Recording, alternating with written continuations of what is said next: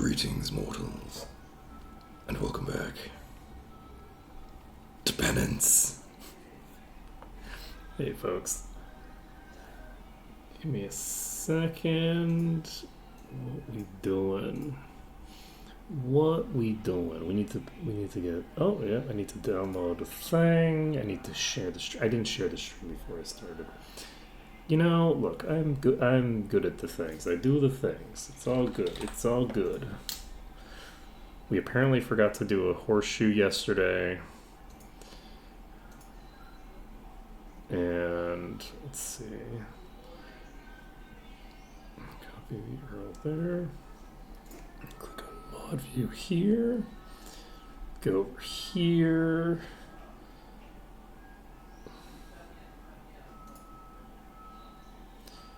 And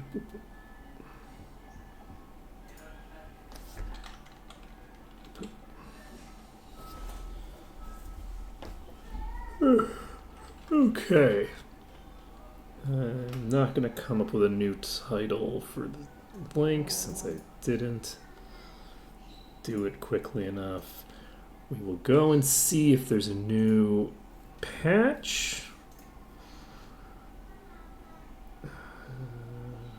I don't think there's a new patch. So I think we are golden. Don't need that open, I need this open. Nailed it. Perfect. Okay.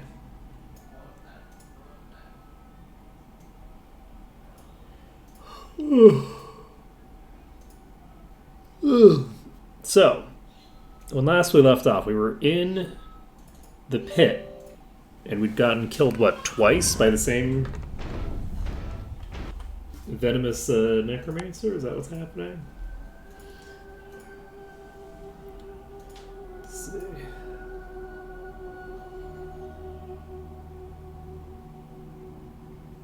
But that's the game industry. That's been the game industry for my entire lifetime. Like, that's what I mean when I say that, like, people just sleep. That's the entire game industry. That's why you never see cool mechanics once a company does them once. I would guarantee you that someone in Sony patented Legend of Dragoon's combat system.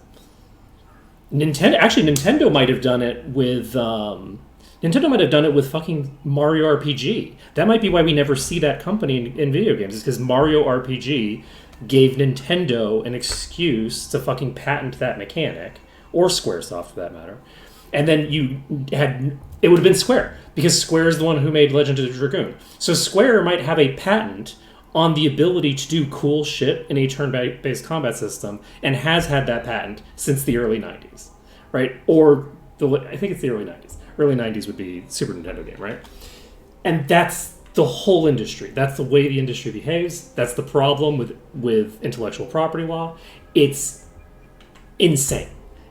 Like, intellectual property law, as it exists, is anti-competitive in a way that is explicitly and directly harmful to the game industry every single day.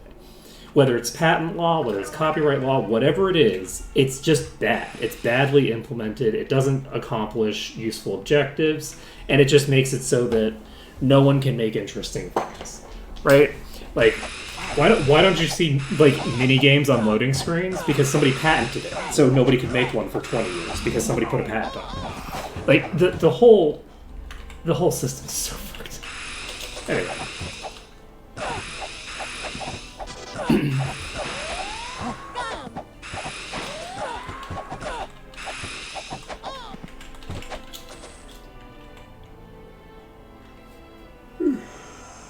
I'm not familiar with what the Nemesis system is, but if you see a really cool system come out, you can expect that it's going to get patented and then nobody else can use it. That's the expectation. And it's been the expectation.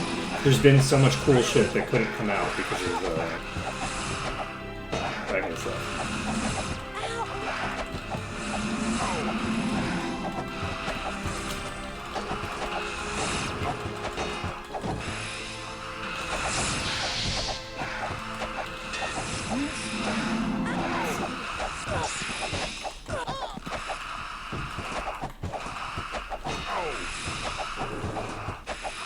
Yeah, man. The game industry is really crazy. God, it would actually be very interesting for someone to do a deep dive into all of the cool mechanics. Like, you could probably make like an entire channel based off of just deep dives into where did this mechanic go that was invented like a billion years ago and was in like a game and then nobody ever saw it again. I think you could probably do a really interesting like series on that. That's just about that. And every time it's just going to be, oh yeah, well the company patented it, and then they didn't do anything with the patent for 20 years. And then we see it again now because someone forgot to fill out the paperwork to renew the patent.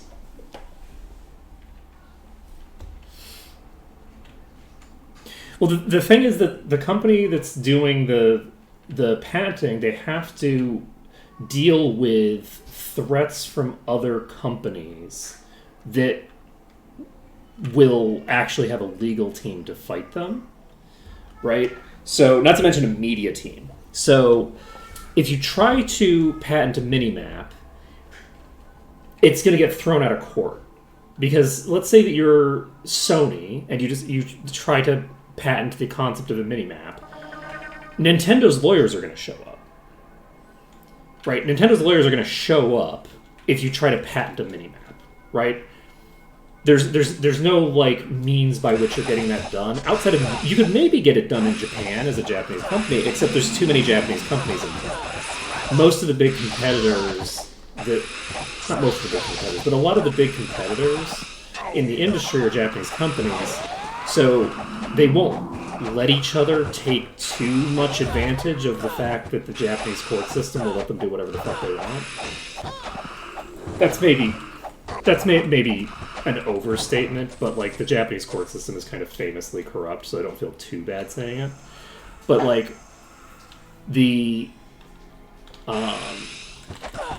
so like the kinds of things that you can get away with using patent law on, considering that like none of these patents are actually really, none of these are real patents, right? All of these patents are fake. They're all patents for a thing that you can't legitimately patent because somebody else did it before you did it. Every single time, right? So there's always going to be someone else who did it. The person who did it first is not going to be the person who patents it. Now, you might be able to purchase the patent off of somebody else. That's a thing that you could potentially do.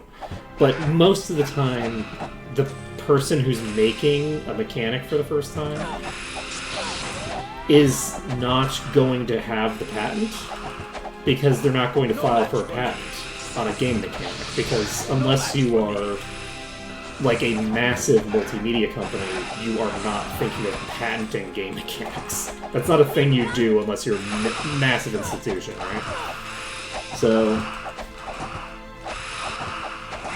anyway, so there are limits to what people can do. None of this is new. Like, none of this is new stuff that they're doing. And the thing that, like, guards against this kind of behavior being used on, like, a really large level really just comes down to not allowing some of these companies to monopolize. Because if Square Enix and Nintendo merged, the kinds of frivolous lawsuits that could result from that, the kinds of insane abuse of Japanese patent law and stuff like that could result from that is mind-boggling.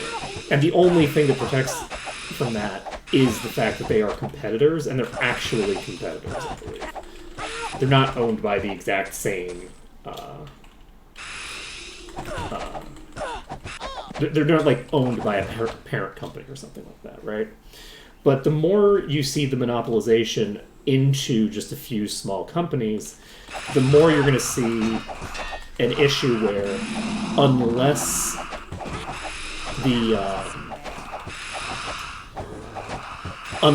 the egregious behavior happens to target the one competitor that exists, or zero competitors, But like, unless it happens to target something that their competitor who has money wants to do, they can just get away with doing whatever they want. It's one of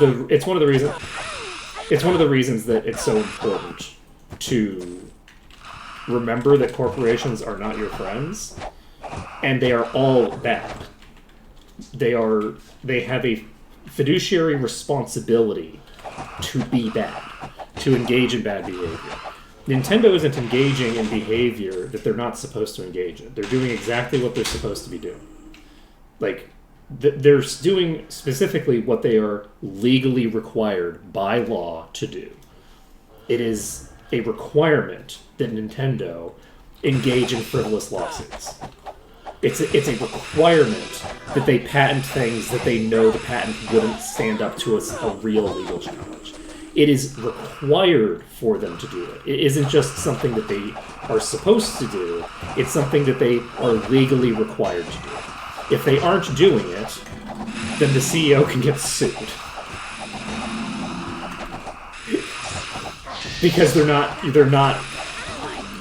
doing what they are, required to do by law. Because they have a responsibility to. Yeah, they got that patent because they saw it didn't already get patented, and that nobody had it. So they immediately jumped on that because it applies to anything that they try to apply it to, unless they lose in court. They in theory. Now I don't know Japanese patent law, but in theory, patents are kind of riskier than other forms of thing, because I think that if someone else can demonstrate that they made their thing prior to you having made your thing, they can just subvert your patent. They can just go, I made this thing first, so this patent actually belongs to me, and the court will just apply the patent to them instead. So suing someone who actually made the thing first is not a great call with either trademark or patent law. But also, it's Japan. It's also Japan. So I don't know, legally speaking, how much of a risk there is to them. And also, again, certainly their criminal justice system is famously corrupt. And I don't know if that holds true for, like, the civil courts as well, right? Because this is like a civil court thing. This isn't a criminal court thing. They are different, but I don't know the details on the courts that they have. But also bear in mind that that's true for any time that there's like foreign influence involved. Like anytime that you have a company that is of a country fighting against a foreign country, sorry, not a foreign country, a foreign company, you have that issue. In this case, though, you don't have the generalized issue because, as far as I can tell, both companies are Japanese, right? So it's unclear to me what that would mean, because I don't know how much money they have for lawyers. I don't actually know how much money. I don't know how much it even matters, honestly. Because in America, the way that you fix the court system is by paying $1 billion for lawyers. I don't know if that's the way that it's handled everywhere on Earth. And so I don't know if, like, the issues that you would run into in a Japanese court are concerns about this is actually kind of rough here. It's gonna get me I don't know if you'd run into the same kinds of problems, or if you'd run into different kinds of problems. I legitimately just don't know. So it's possible that if God, what's the company called? I just looked at this a second ago. I think I still have it open. Right? I don't still have it open. What was it? Pocket Pair. So I don't know how much money Pocket Pair has for lawyers.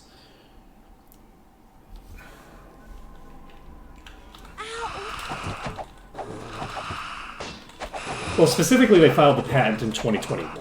This is a Japanese patent. The American patent doesn't matter.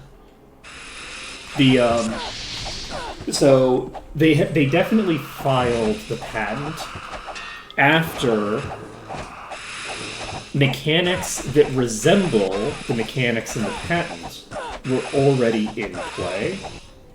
The question is whether their lawyers can come up with some jargon that they can use to functionally pretend that there is a meaningful distinction between the implementation that is patented and the implementation that was in Craft World, and that the difference in the implementation is semantically similar, not between Craft World and Pal World, but between Arceus and Pal World. Specifically between the patent that they control and Pal World.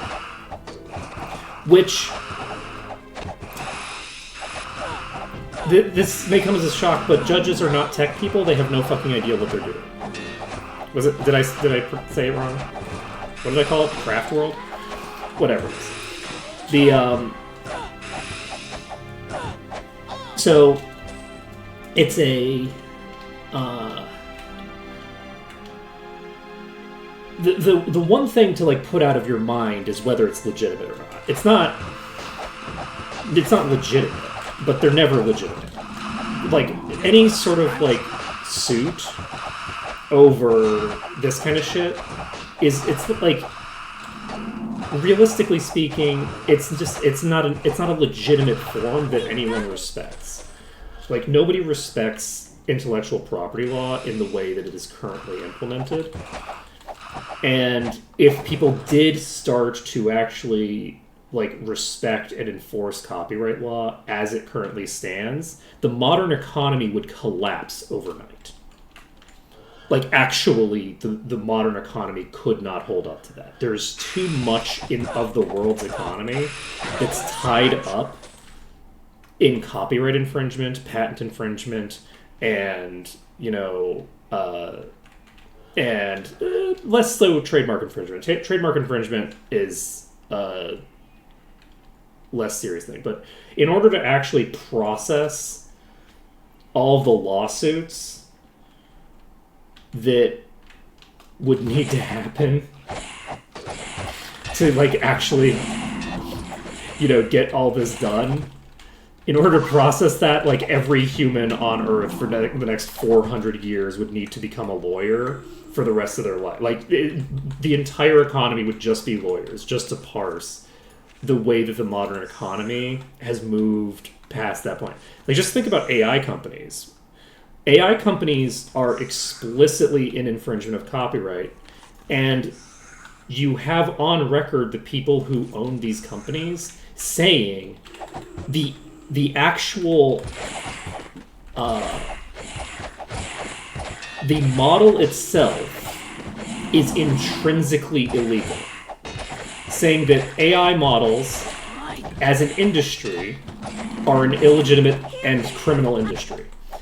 That's a thing that the owners of the companies are saying out loud as a defense for their actions is, well, we can't make generative AI models without infringing on copyright. It's physically impossible to do that. That's just what they're saying out loud. So obviously every single one of these companies should be shut down because they're all engaging in mass copyright infringement as a component of their thing in a way where they make it deliberately difficult to track down who owns which component of the shit that they're doing, but that everything that they make is owned by somebody else, right? And they admit that out loud. They say that out loud.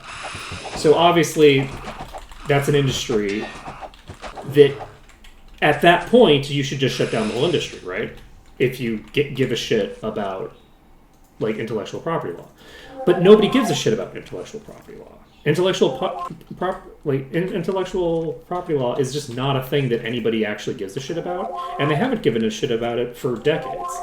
It's only useful as a tool to bludgeon certain types of people and to maybe get one of your competitors to occasionally settle out of court. But mostly what copyright law exists to do is fuck over random people.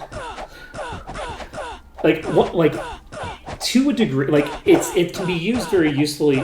Intellectual property law is mostly used for censorship in the classic sense these days of okay, well, we just don't want people to be talking about things in this kind of light, so we will sue them for copyright infringement, which is not how copyright law is supposed to be able to be used, much less how it's supposed to be used.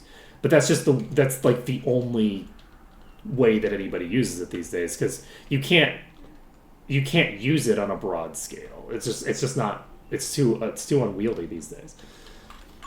It's like you'd have to sue basically everyone on Earth. But whether they even have to spin it in court doesn't really matter. They don't necessarily have to spin it, because it depends on whether the judge is just going to rule in their favor.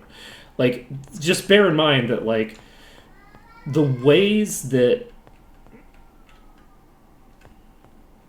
an American company would not have chosen to sue in the way that Nintendo has chosen to sue.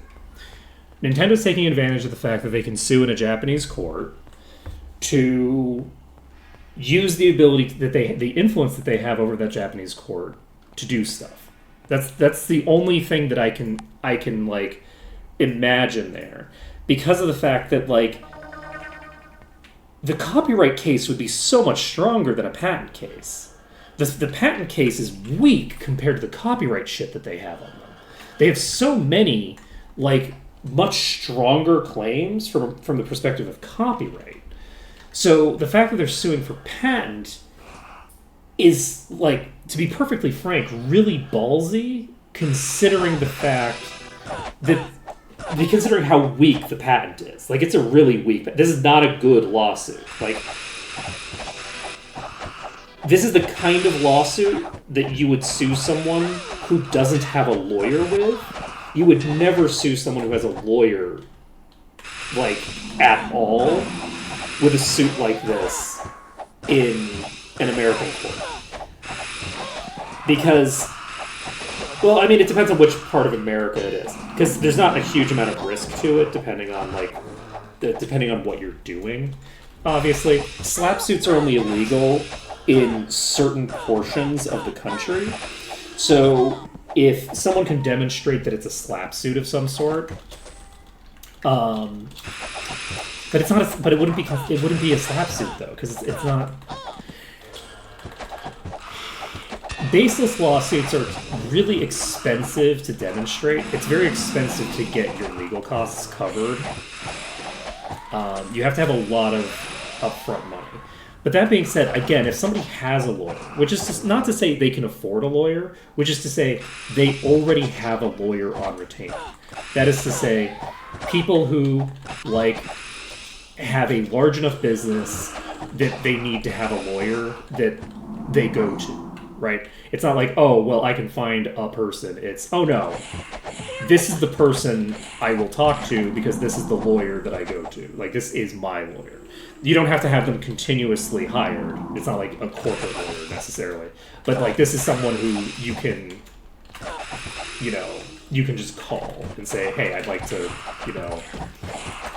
ask for your help with this thing again, right? So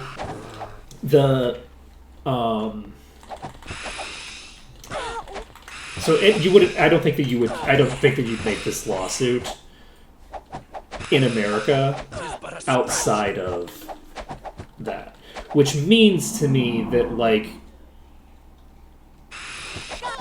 well, you don't necessarily pay them $300,000 a year to do all of your law stuff. It's that like you have every year or two you have something that you need to talk to a lawyer about, because you have a business that's of sufficient size that you need to talk to a lawyer to know, like, oh, okay, like, what are like my rights in this, situation, right? Now, obviously, you wouldn't be going to like a contract lawyer to resolve like a patent dispute or something like that. But I could imagine that basically anybody who has a lawyer for anything that they do. Why can't I move? Jesus. Okay. That was spooky. I almost fully died there. Anyone who has a lawyer that they regularly go to is likely to have access to knowledge of who is the correct lawyer to contact for the particular problem that they have right now. So anyway, yeah, like the reason I mentioned like anybody with a lawyer is because I actually think it's a pretty low bar for a lawsuit that feels to me this weak. But also, again, it depends, right? Because it might be that in Japanese patent law, it doesn't matter if you've used it in the past. It doesn't matter whether the person predates you, as long as they didn't file the patent. And the courts just say, well, if you wanted to be able to use this mechanic, you should have patented it. Fuck you. Like that's a thing that the court could say. It depends on what the law is regarding patent law.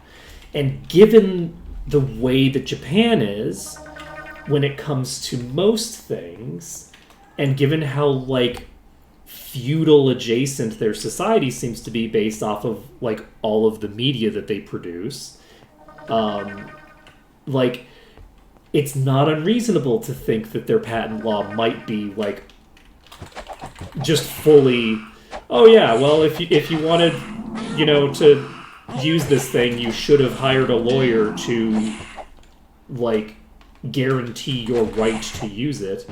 The fact that you didn't demonstrates that you don't deserve to be able to use the thing that you invented, right? Like, we don't give a shit if you invented this thing. We only care whether you filed the thing, whether you filed the paperwork, right? Which is explicitly beneficial to the bourgeois at the expense of the creators of things, which is also, again, what I would expect out of Japan to a degree. Do I expect it to be that bad? Not really, no. I don't think that. My guess would be that this isn't a legitimate lawsuit in Japan either. But I also don't, like, I don't know. From what I can tell, everything that I've ever seen from the Japanese system indicates to me that nobody takes legal action, whether it's the state or companies, unless they know they're going to win. And, there are mixed, like, interpretations of why they know that they're going to win. Like, some would say that they know they're going to win because it's an extremely corrupt system, and, like, as an example, if somebody gets prosecuted, the fact that they have to prove their innocence and the courts don't want them to be proven innocent because it undermines like faith in the criminal justice system for people to be, harassed by cops. So some might say that it's just, oh yeah, well of course they have 100%, successful prosecution rate. That is indicative of incredible corruption. And some might say it's because their prosecution teams are extremely careful with who they prosecute, and they don't pull up charges until they have overwhelming evidence. I don't buy that, but it's certainly a theoretical possibility, right? It's not like it's not an explanation for what we see. It's just that systemically I don't really buy and I don't believe that is ever the case. Like, I don't buy that would be a thing. I think that it's much more likely that It's just corruption. But I certainly don't know that for a fact. And the statistics don't have a way to... There's no way to gauge which of these is a more accurate descriptor of reality, because there's no statistics that don't match with either of those two things. Like, either of those two explanations explains the way that the system is going to behave with regards to... it's not like they're going to overturn the conviction, right? Like, so, like, in a system that is corrupt, you never get the bad results that you get out of the system are never disproven, right? Like, because the system's corrupt. So because of that sort of like unfalsifiability of the whole thing, that is very interesting. There's some invisible enemies.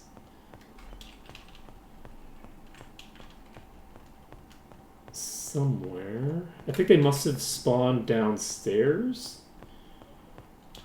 Interesting. But yeah, I would not hold my breath hoping for a particularly good result. Personally.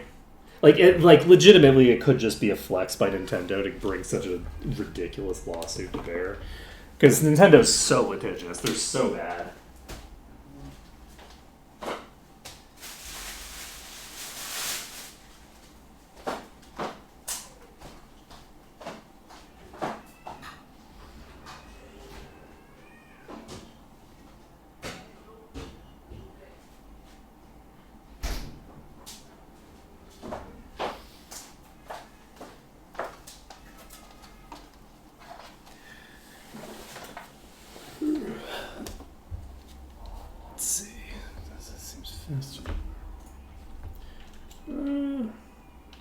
I mean, it always did this, I believe.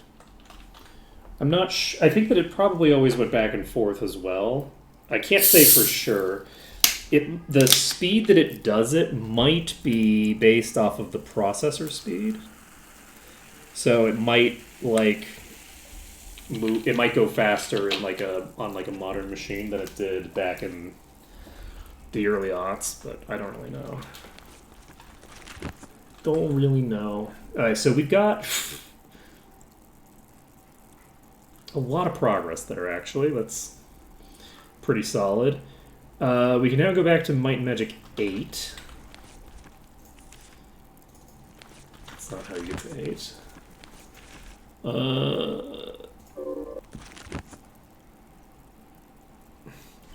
Yeah, like the clouds, but also the turning, like... You know how you have to have it on smooth? You can't have the turn rate on anything else. Oh right, we also need to do the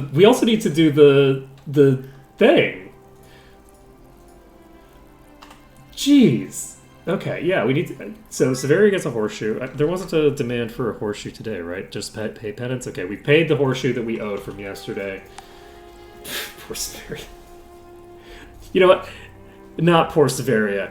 Severia gets no sympathy from me. Severia gets plenty. Google has a pro-Severia bias. Which makes sense, because Severia is fucking bourgeois as fuck. She's not bourgeois. I'm sorry to tell you, she's not actually bourgeois. She's a feudal noble, which is not bourgeois. She's still a rent seeker, but she's not bourgeois. Bourgeois is a different thing. Let's see. What was I doing here? I was going to turn a quest. And we have to go back to the chests in the vampire place. Apparently I missed 2 chests in the vampire place. I'm getting, like, notes on the VOD.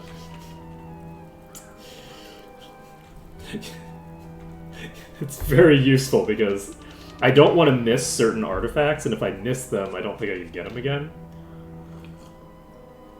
So, like, I need to get Hands of the Master, for instance. No, wait, I can get them again. I've gotten multiple copies of some of the artifacts.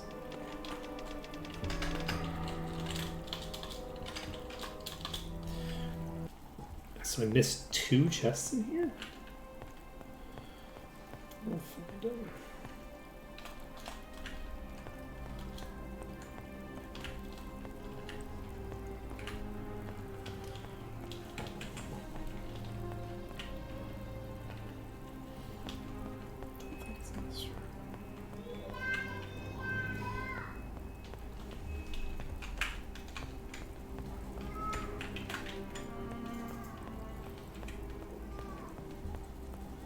Is it these?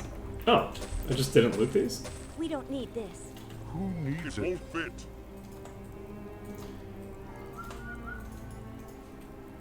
It won't fit. Okay.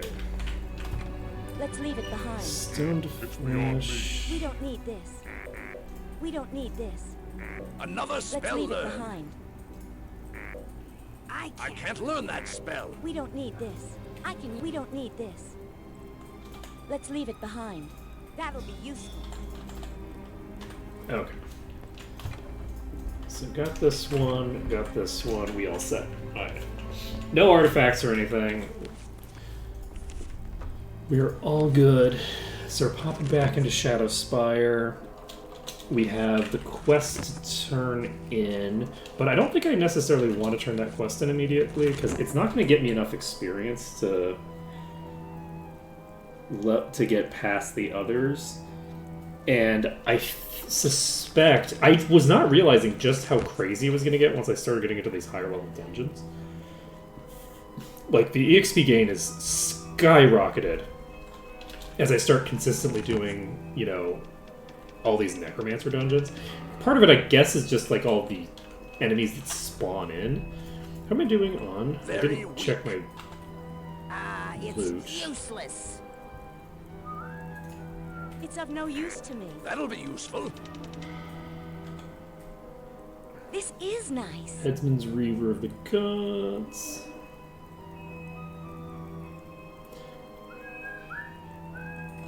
Let's leave it behind. It's the Consciousness It's Immunity. worthless.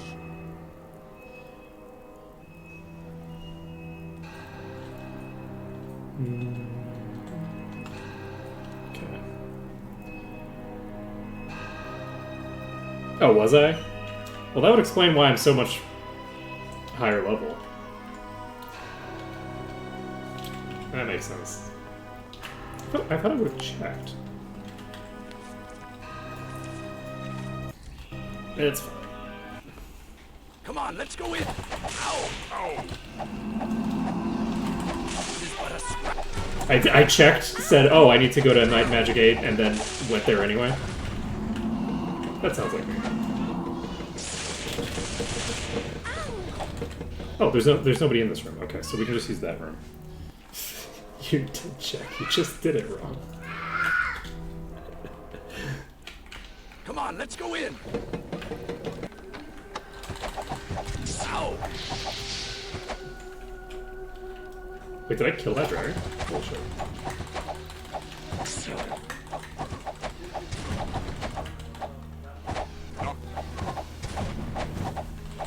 Okay. It is but a Moving scratch. right along. It won't fit.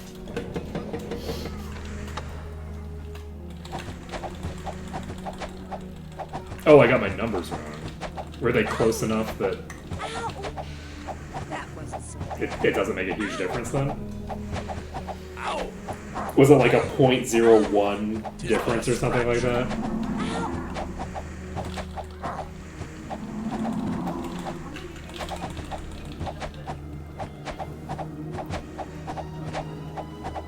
Alright, well.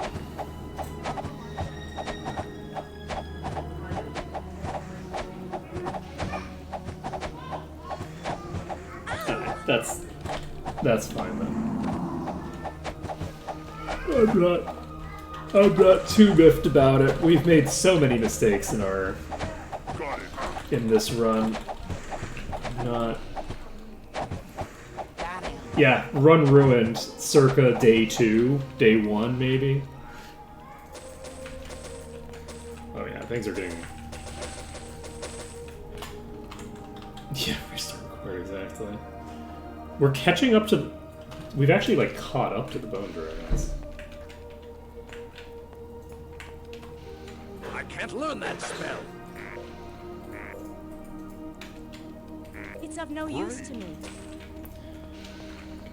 Mind resistance. I didn't give it to Sortira, who is the person who actually needed that, because Sortira's the one who's... God damn it. Oops!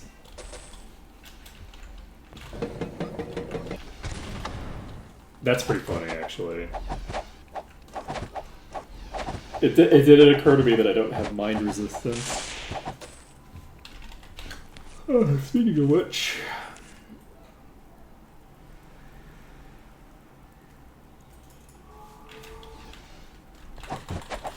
Okay.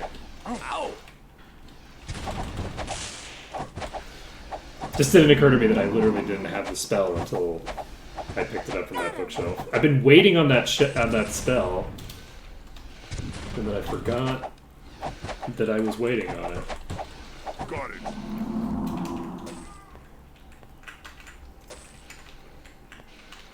Because yeah, the intent is to actually pump.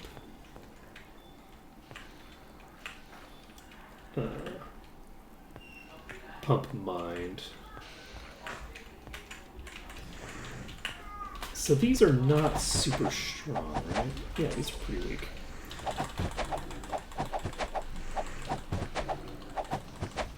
So what is... What's the level here? So these are about level 70. Yeah, we're gonna start out leveling the enemies pretty quickly here, I think. We're getting close to the point where the really high level enemies are only going to exist in the thingers. Are these taking physical damage or something? Dark damage. I'm not immune to dark damage. I don't know why these are failing to hit. I don't know. Are they supposed to have like a... Like, they could, in theory, have a hit check.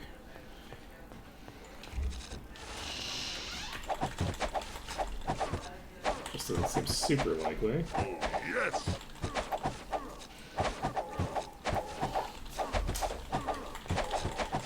So many skeletons. Got him. So many.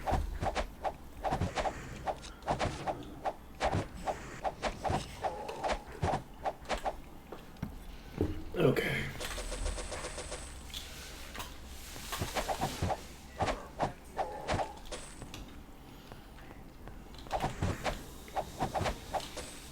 Okay, so this is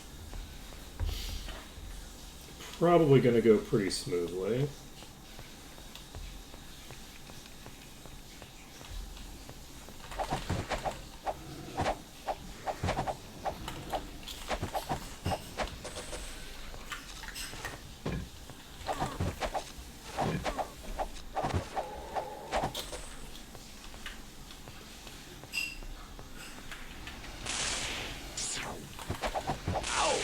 That wasn't so bad.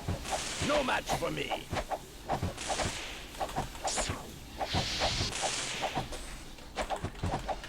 Ow!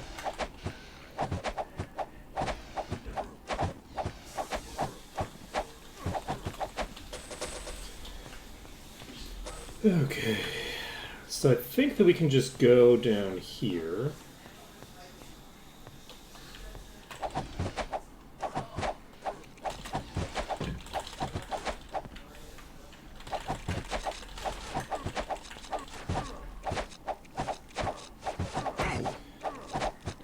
We're actually over half. No, we're now over halfway done with this dungeon.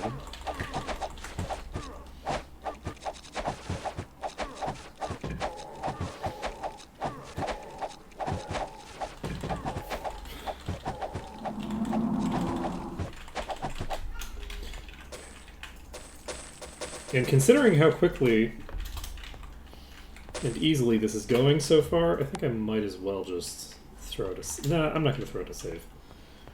No, I think that... This is going fairly quickly and fairly easily. I'd like to just hold off on that until I have a reason to believe that I'm going to need it. Got him.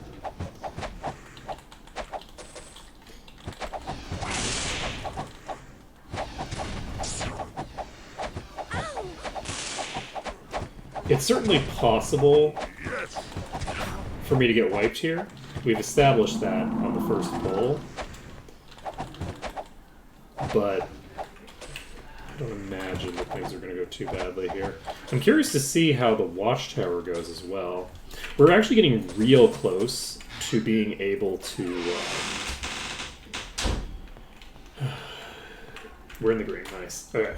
We're getting very close to being able to do the...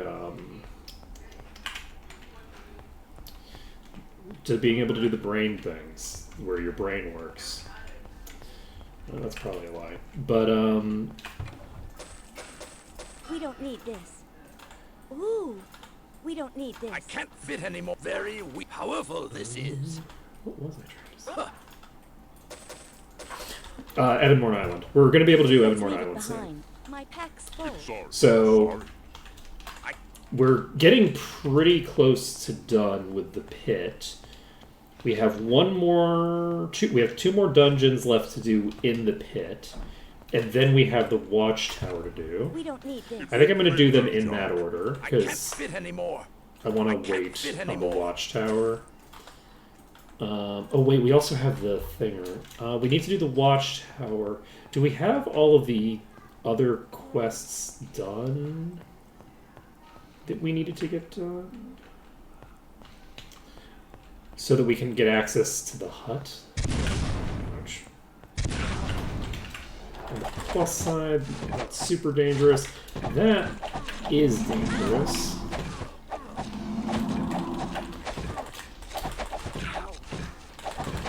Oh shit, it's further. Ow. Got him. Luckily, these are fairly weak, but they might still kill me.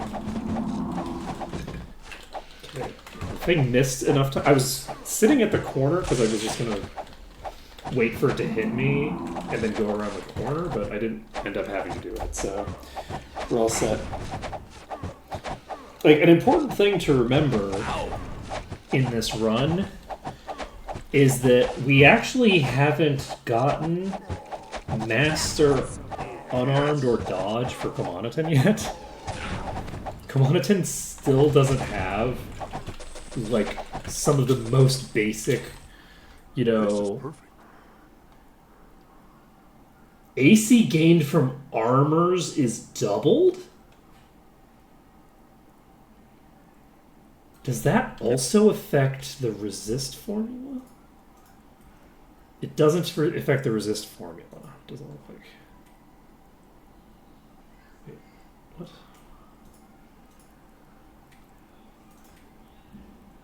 Okay, this is definitely.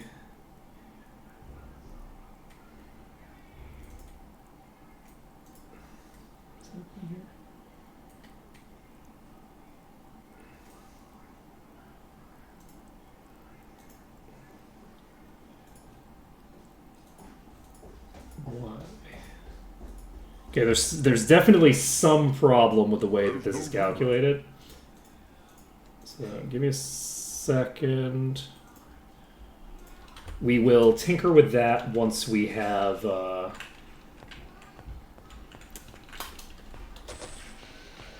once we've gotten out of here, so that we can. I'm just gonna get behind this corner.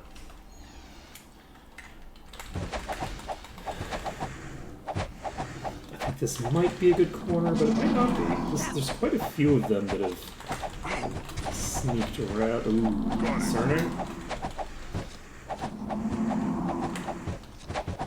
He's hitting me. Okay.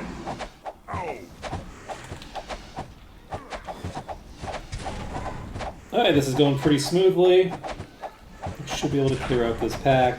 Not too much difficulty, I think.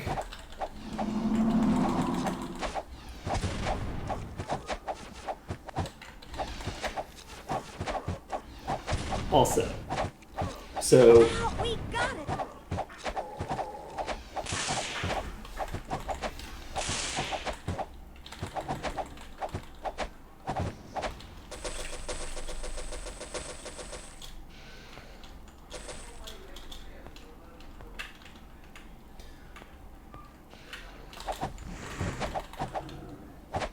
We got it.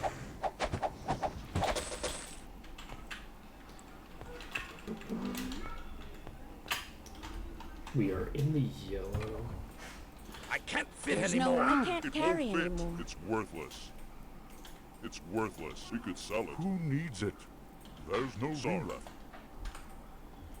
Let's leave it behind. It won't fit. There's no room. Sorry. Ebenest is here, so that'll allow us to complete the quest. I'm actually gonna save this under danger. We don't need this. Sorry. Sorry. I There's can't no carry room. anymore. Fit There's anymore. no room left. Sorry. It's worthless. Okay, a bunch of lich jars. We got a puzzle box. Worthless. Forgot about the puzzle box. Yeah, so these two are done. Now we just need to find.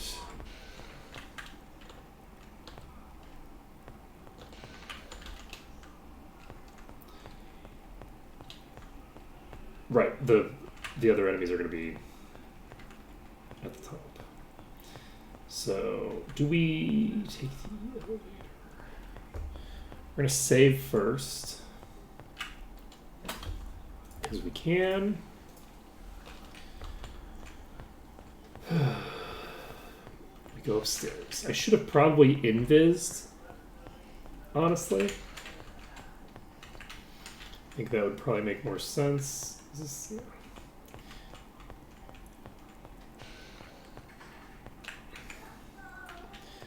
these reagents are going to be.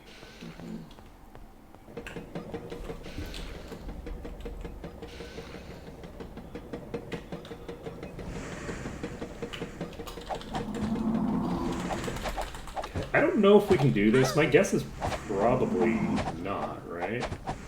But maybe?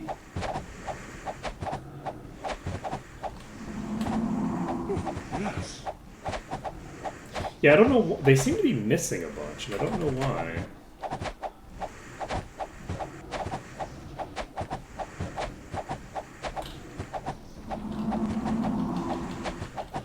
Might want to file a bug report on this too, actually. Because this might be a problem with like the projectile, because they changed the projectile, I believe. Okay, we are in the green. We've cleared this dungeon. We can save the game. We have Ebenest in our inventory.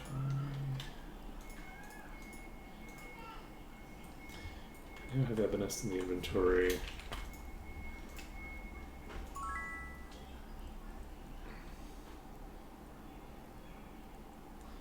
Let's see. So, we need to go talk to Dervish.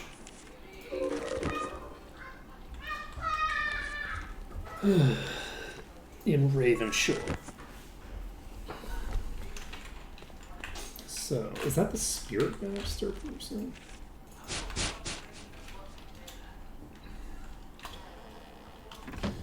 Not you.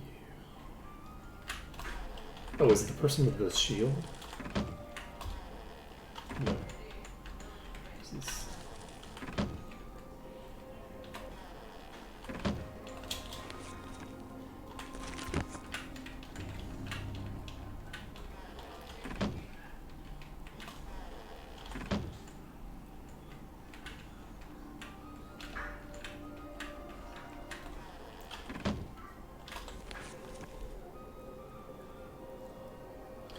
Dervish.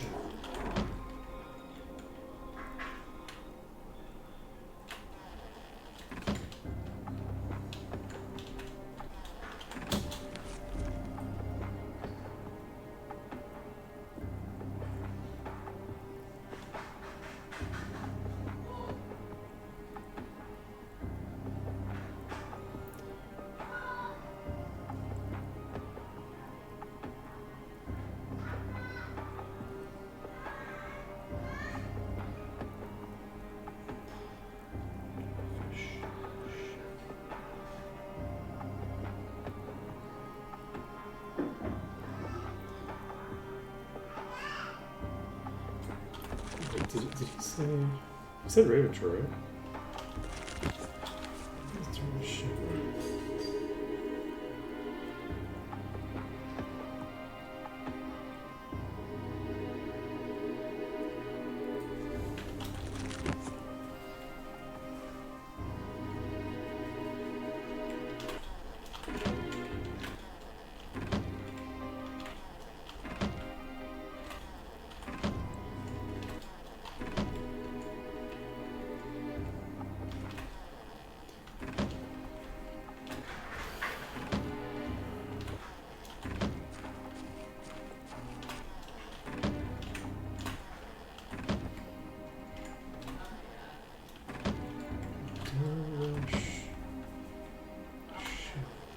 There we go.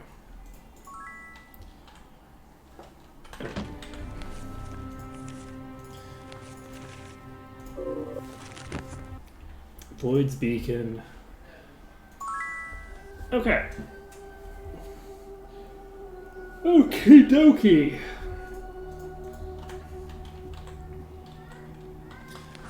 So, find Isildur's puzzle box. So we can turn in... I guess we can turn in Ebonist.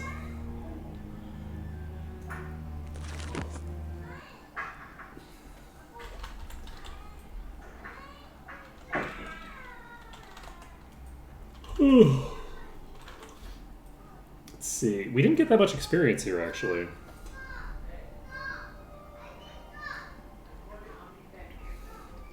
Like, we're still way behind here. So, let's go turn in the... Let's go turn in that other quest first. I'm not going to bring him along for now. Turn in the vial. We didn't turn in the vial. I was thinking of turning in the vial, but I don't want to do that yet. I want to turn in the quest that gives me the promotion first, because I might as well do that. It's also very funny that I can, because in theory that guy should be dead, right?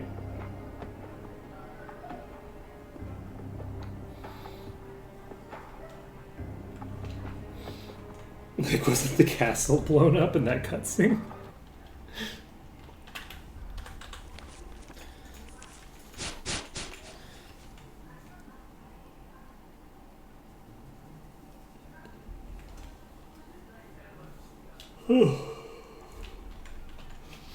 Eight is kind of a weird game.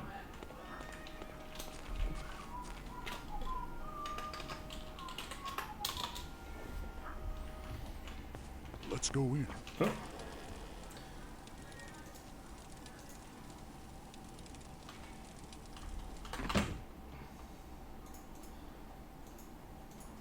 Where is it? Junk.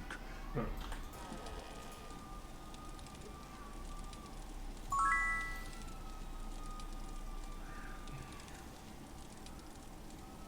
Okay.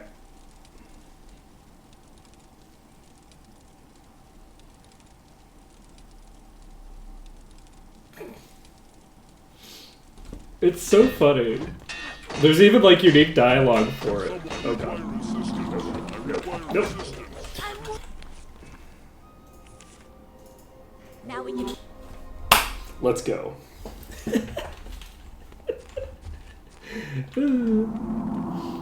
Sometimes they respawn, but you know, we're not. That doesn't mean that we can clear them again.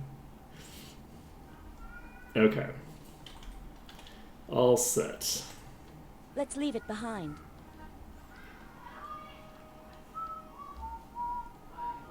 So we're gonna take a look at all this stuff. God, I'm so tired. I've been struggling to fall asleep at an appropriate time. I didn't fall asleep that late yesterday, but it's probably late enough.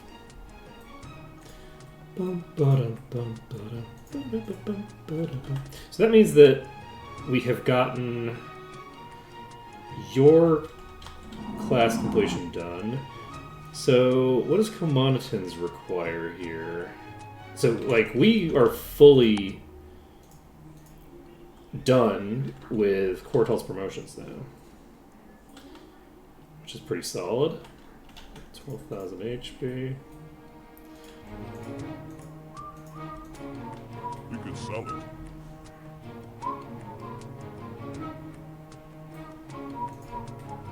Alright, so let's find out what's going on with this armor, shall we? It's not armor, it's a weapon. This is perfect. So it's a legendary two-handed axe. And let's track it down. I like how we get to keep Ebonist. Let's see here. So why...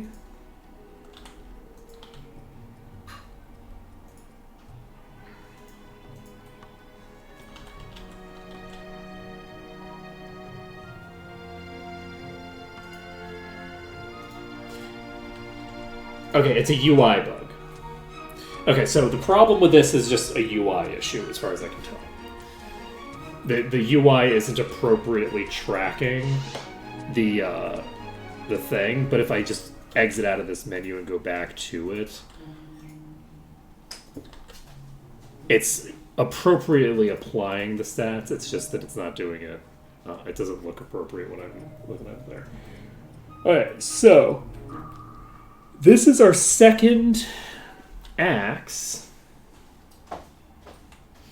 that is going to be in play. So what are the resists that we want to be our highest resists? So we've already done Thinger. It's tempting to do fire. Let's take a look at our options. Earth, I think we should do.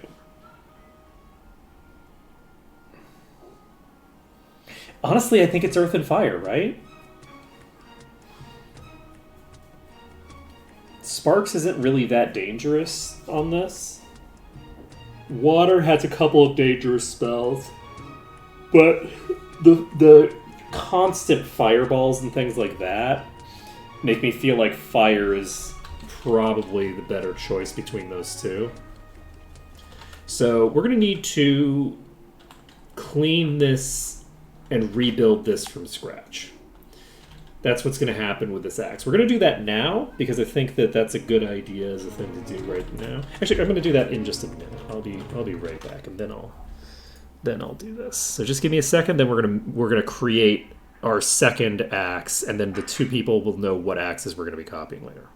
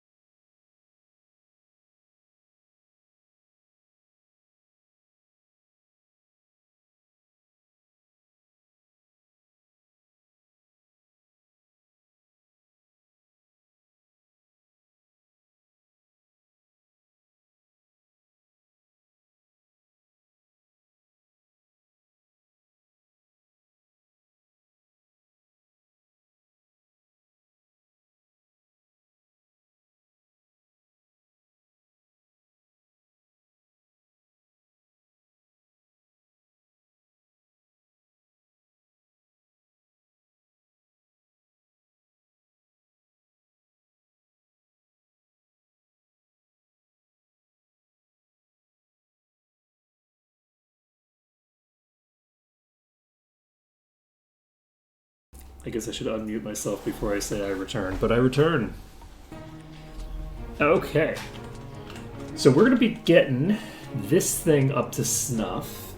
Unfortunately, it's going to require complete reworking of it, which is not super optimal for us. Hopefully we can get one of these effects replaced with something that we want.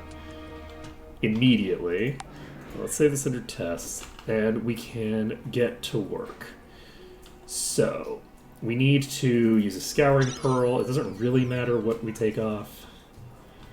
We can just use another Scouring Pearl and just see what the other effect is, because...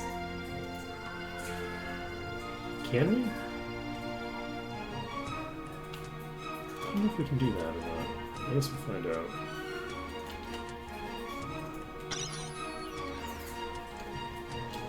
Yeah, I think if we remove both of those effects, it might not be replaceable or something. Okay, so that's cold damage.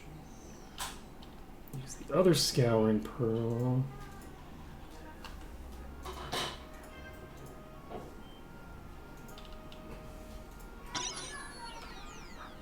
Okay, so we now have two effects that will both get increased with each item used. Unfortunately, it is a fairly high level item already. But let's see how it goes. I could also just move it with not a crafting cube anyway. I would such a for that. I can't fit anymore. Okay. Crafting shenanigans indeed. Needs it. Da, da, da, da, da. Okay.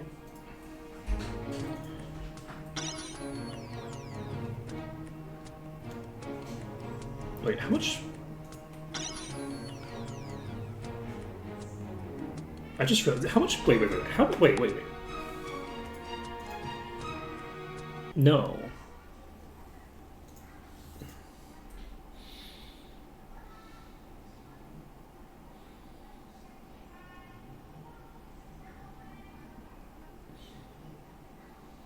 I just realized I don't necessarily want to do this. Ugh.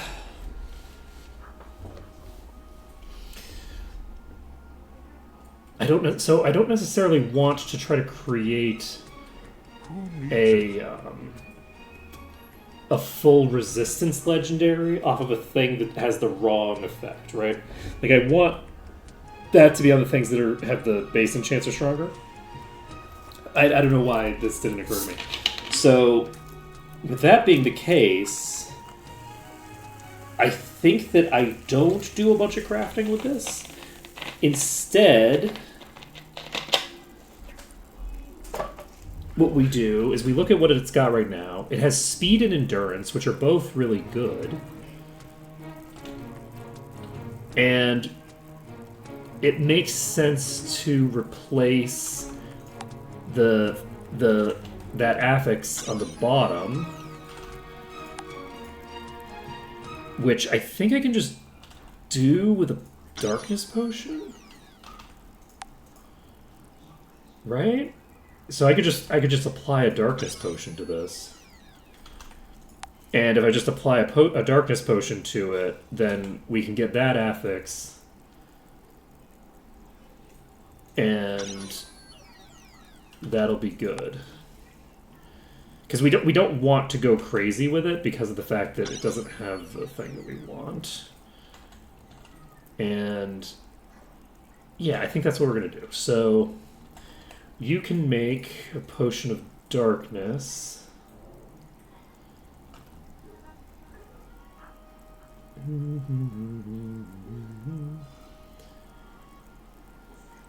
So I need a blue.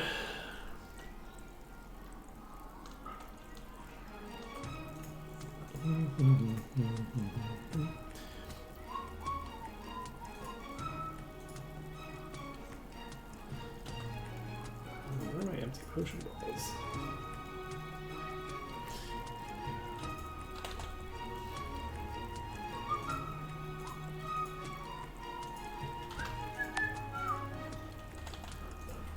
Perfect mix. So this requires 100 power to work. We can equip Clinker's Amulet. Should be lying around somewhere.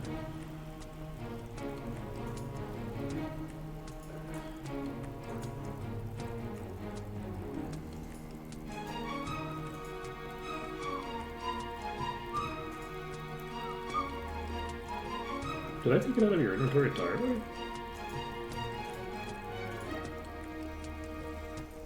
Yes. Weird. Okay.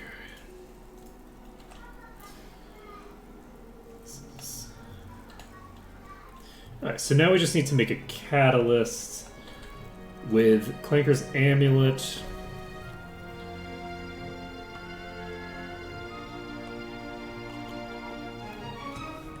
We have plus 40, so we need a 60 power catalyst.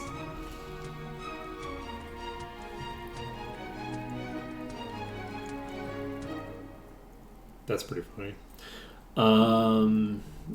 We need a 60 power catalyst. This is a blue potion, right?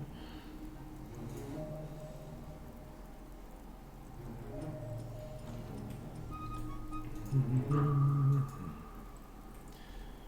100 power catalyst is probably not what I want.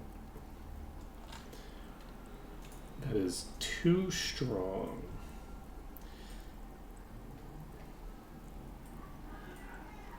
I'm looking for 60, right?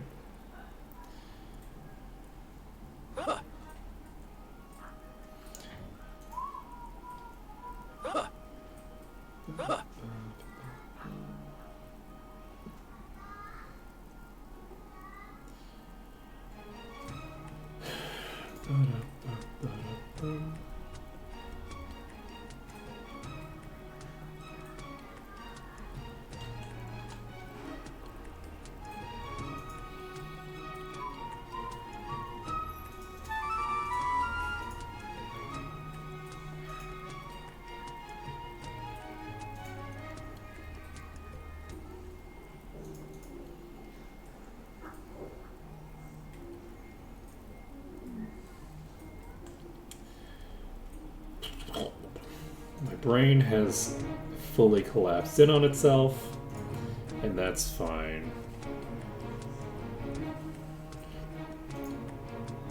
I feel like maybe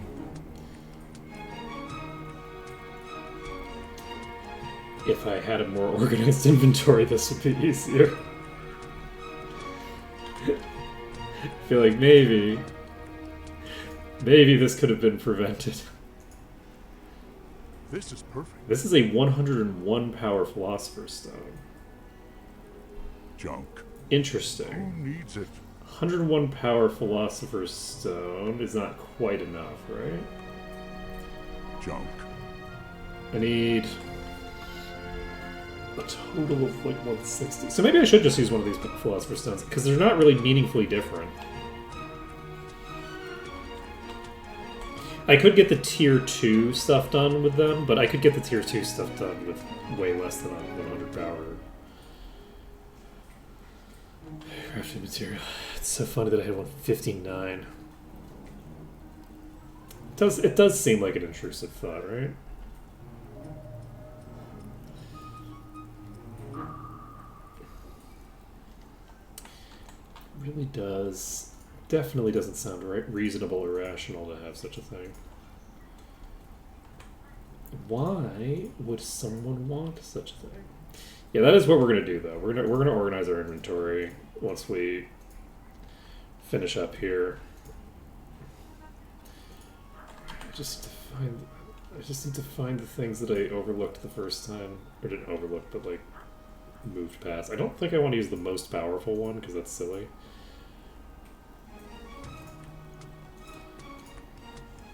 But you know what? I'm not going to worry about it. We're just going to use it. Great, now we can use it. It's a 141 power perfect catalyst of darkness.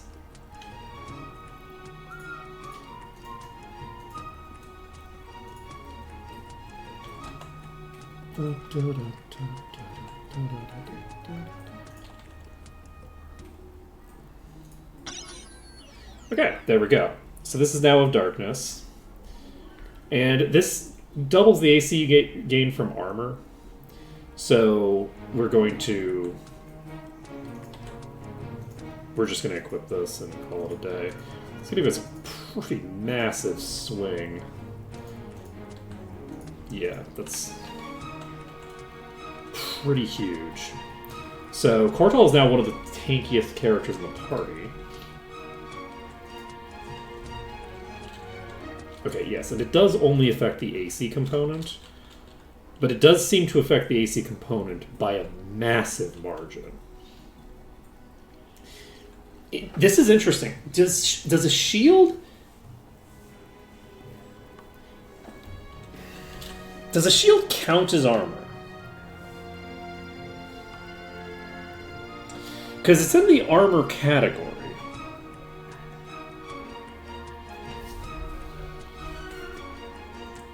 Right? Like, shield is a armor skill.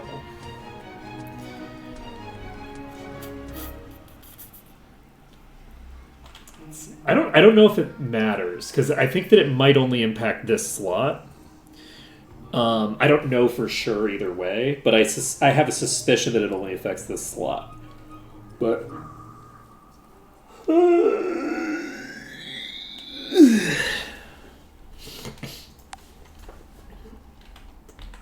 let's see. How are we doing? Okay, so we just need to go turn. Yeah, it might be chest and shield. It might be more than that, and it might be less than that. If it's both chest and shield, then we really want to get that effect on Sortir at some point. We're not going to be using this axe indefinitely if we get our way. If we get our way, the intention is to basically propagate this to like at least 2 more items. So we make just a hard copy of this at some point, which just is the exact same axe, just being thrown at a different character. That way we have the resistance effect on multiple people. And then once we do that, the entire party will have very, very strong resistance to light and thinger magic. What was I doing here? We're looking for the vile person. Oh, we also have this person here. We have multiple quests around. I need not see you again until you have the puzzle box. Well, I have it somewhere, but I have so many boxes. That's not true. Most of the people here are pretty chill.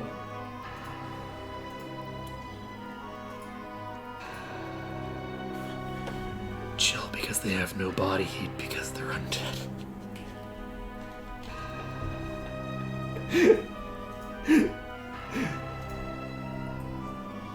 Okay, there's the puzzle box. We found it. Hours of enjoyment. Hours of enjoyment. Okay, so we just need to find a vial of grave dirt now. Yes.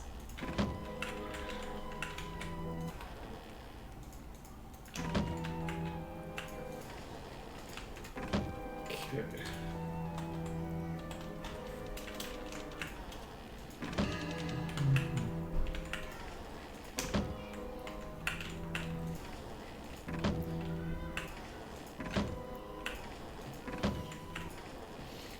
Where is this person? Okay. So we can go back to 6 now. Mission successful. How are we on levels? We have 8 levels of experience. That's not too shabby, I think. I think that's pretty solid. Let's go ahead and level up 8 times. We'll have to come back later. I'd forgotten this place has Very good. got Very all their facilities Very unusable by Very like half the population of Very the town. good. Super creepy. Okay.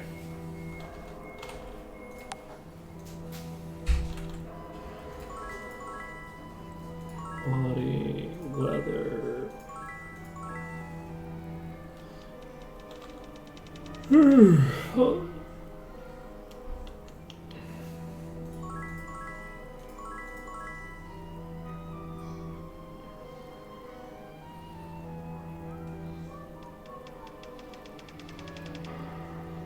I need to find the GM learning trainer, huh?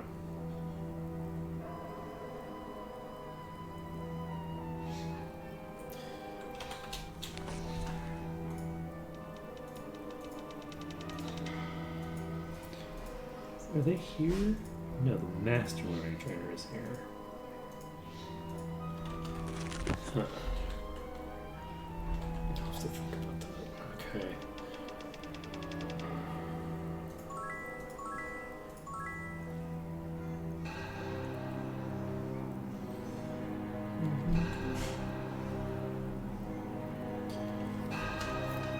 Think, intellect, magic 6.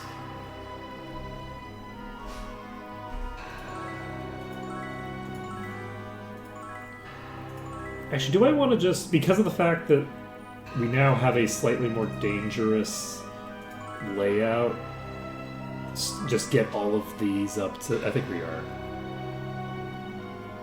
Think, intellect.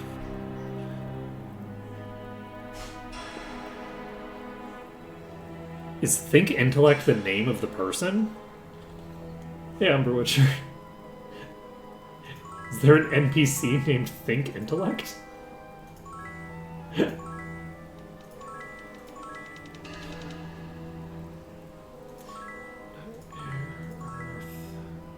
Chain, arms, bone, blood. Wunderbar, wunderbar. Okay, now.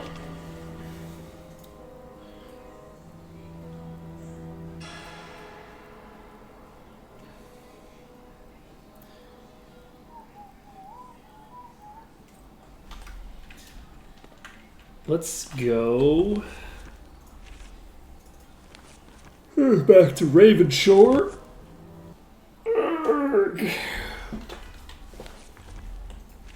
We cast Fly, and we're gonna go do some selling, I guess.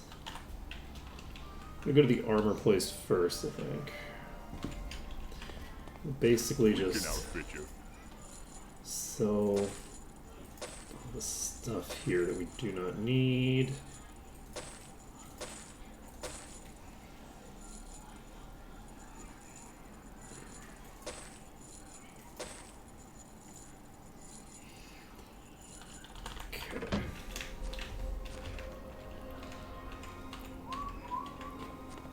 Our axes are the best.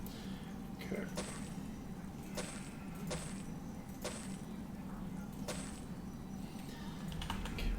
Pines, leather, yada yada yada. Save the game, sell some shines. Business was a It wasn't a pleasure for me. I accidentally sold a crafting resource. rarities from across the land. It would be very funny if it actually turned out that it was just a normal one and not a crafting one. Okay.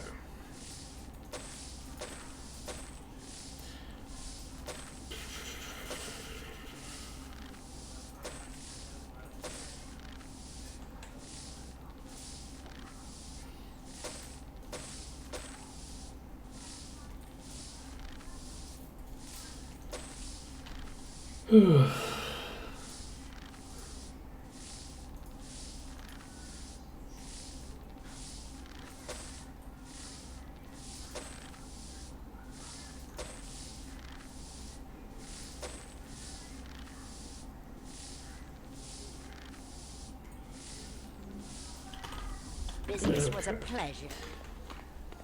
Just zoning out. Our axes are the best. Just fully zoned out. Okay.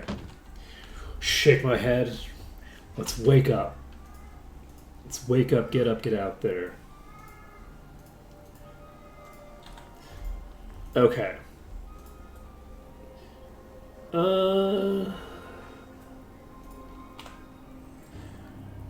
Don't need to move you over. We're gonna move all of the stuff that we intend to sell immediately.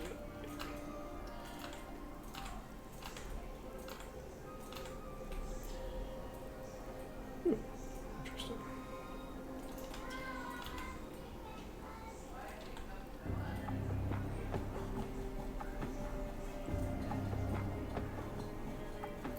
Also need to rework stuff like this. Just to make it more useful.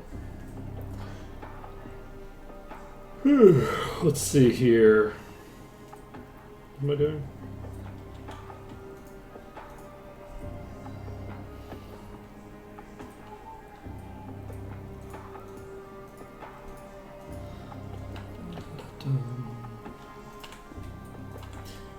Check. We don't need this. Our axes are the best. Check. Is that right? Yes. Pop over here. Not over here. We're gonna pop over here. And sell these. We can outfit you. Once this stuff is all sold.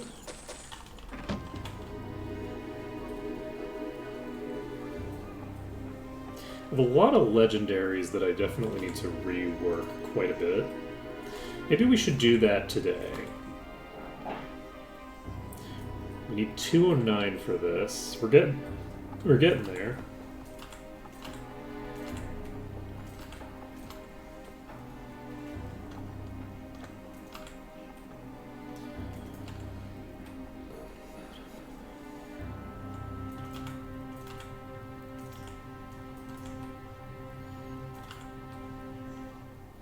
Armsmaster 7 on a ring. Did I forget? Yep.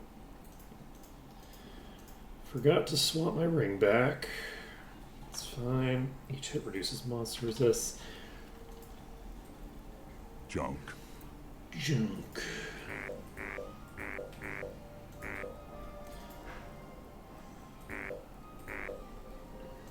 Junk.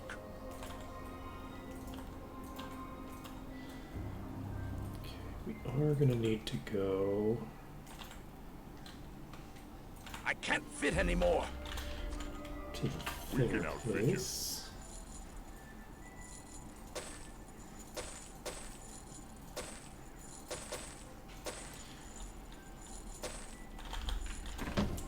Let's go to the magician. Rarities Get that from done. across the land.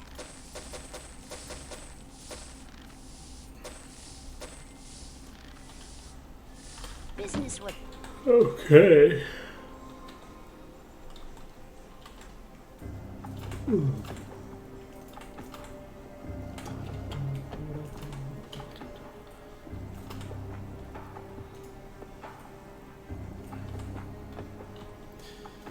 Okay, move that. I can't fit anymore.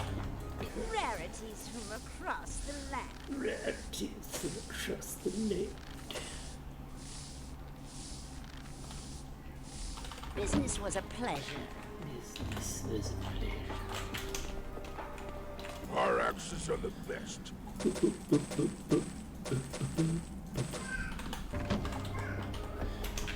Let's go over here. We can outfit you.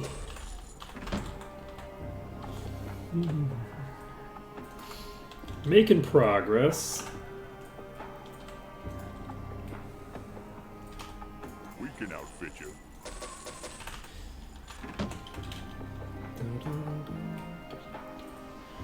Some.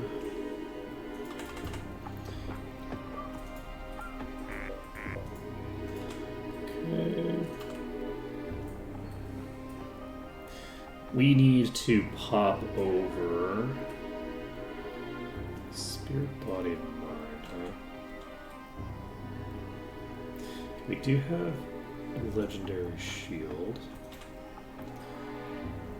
There's no room. We can outfit you.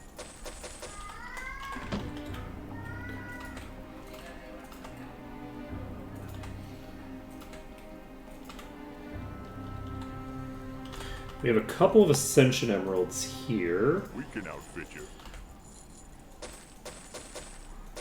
which we can use to do something. I don't know what we would want to upgrade with that. Our axes are the Presumably something. And it says mind resistance on it, which we do not need.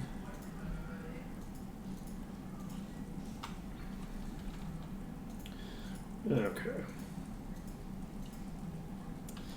I think we are getting there. Let's leave it behind.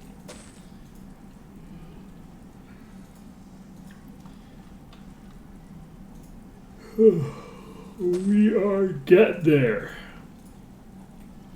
Okay, this is. It says water resistance on it. I should potentially hold on to that for right now.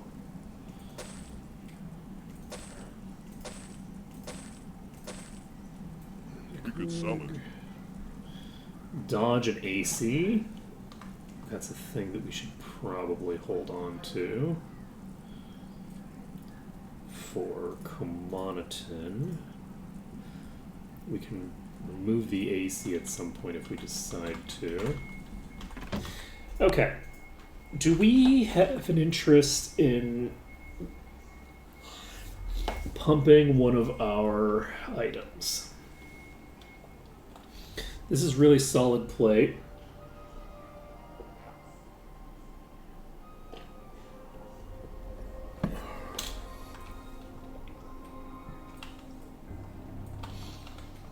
Let's see.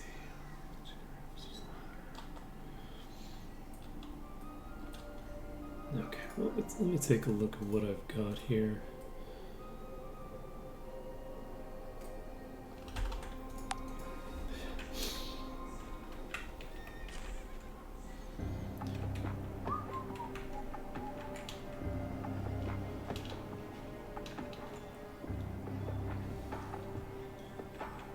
I don't remember what I was doing. I think, do we want to... Okay, so do we want to... Okay, we actually do have the base enchants on this item are 50% stronger on this piece of leather.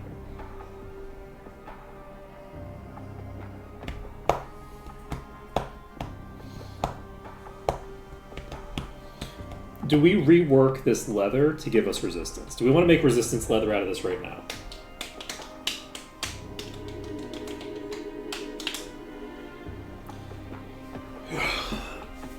I want to find out if it makes sense too. Okay, so let's check this. Because I'm not sure it matters which version you go to now. We had some item that we were able to upgrade into,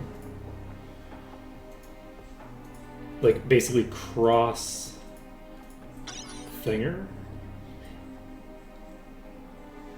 Legendary Divine Zalvarian Leather. So is Zalvarian Leather what's supposed to be the highest tier? Give me a second. Yes, okay. I don't have to check. So it looks to me like I don't need to worry about which version of the item I get now. I can upgrade any version of the item into the top tier.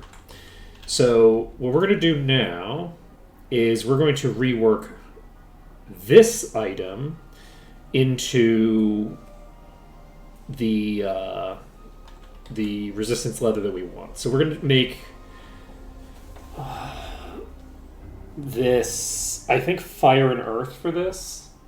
The reason that we're doing fire and earth for this is because for Commoniton it's suboptimal to have this be fire and earth, but Severia is using one-handers, not two-handers. So for Severia, this is the most powerful item that we're going to have.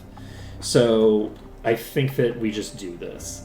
So this will also allow us to figure out who we want to equip this on. I would think we probably are just going to slap this onto Severia for now, but we'll see. It'll also depend. We might only equip this when we're in situations where we're actually taking those damage types.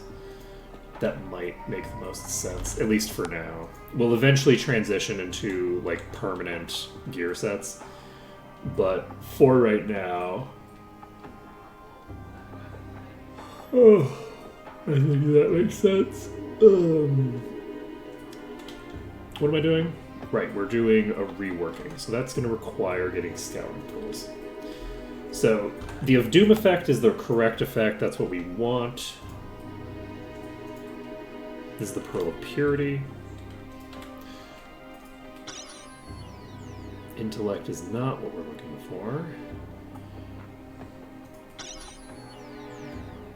Water resistance is not what we're looking for. We're looking for either fire or earth. We're going to be very specific with this.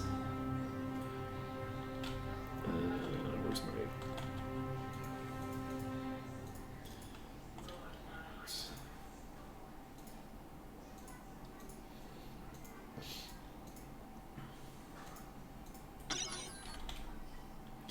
This might...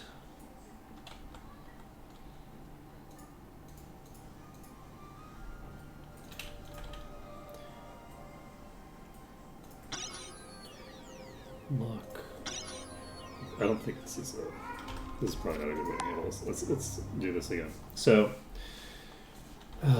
we have this item here. Let's get all of the materials that we need in here in advance. Let's get the Pearl of Purity out of here. So our goal right now, I need a few control cubes. It currently requires level 95, so we have the ability to use quite a few control cubes on this, which means that we can probably control cube this most of the way up, rather than needing to use the other stuff, which is good.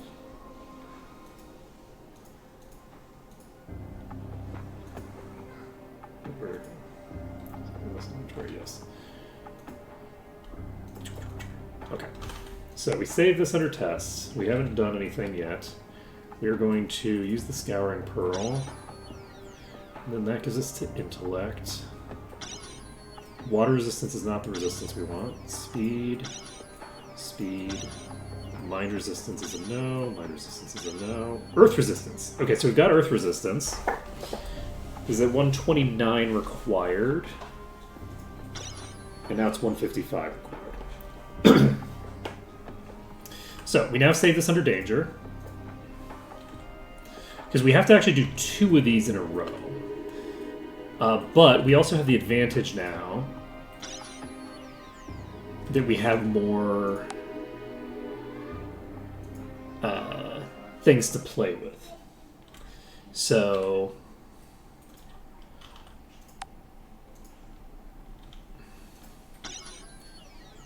Okay. So... we're going to save this under danger now, because we've now purged off the effect we were looking for, and now or what I was looking to purge off. And we should hopefully be able to find fire resistance before we have to do anything too fancy.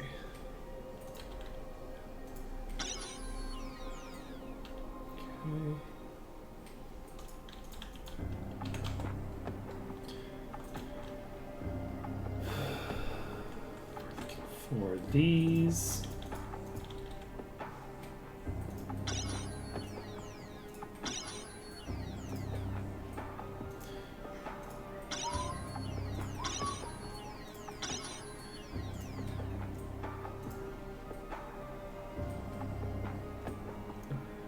so what do we need?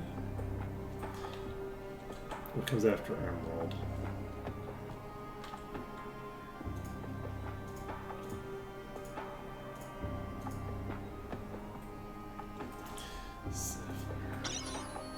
That's fire resistance. Okay. We didn't need to do anything super fancy for this.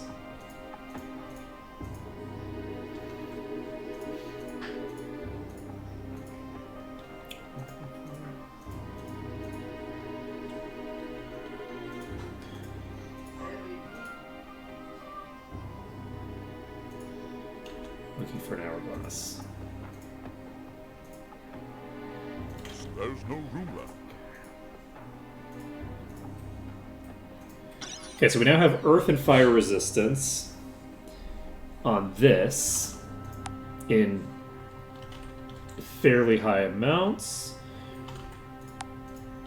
Perfect, perfect, perfect. So we can look to see how much we can pump this.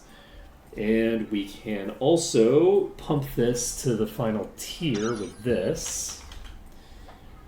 So we now have this, It won't fit. which would give us... Let's see here. Can we actually see the...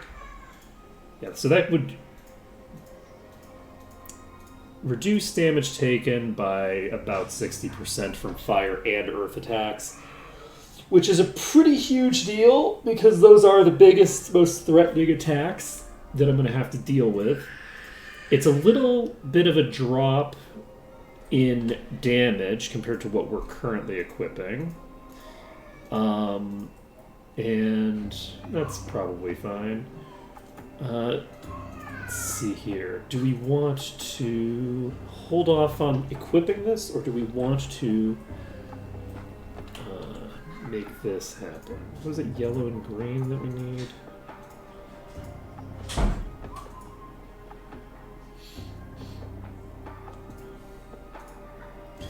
think it's yellow and green.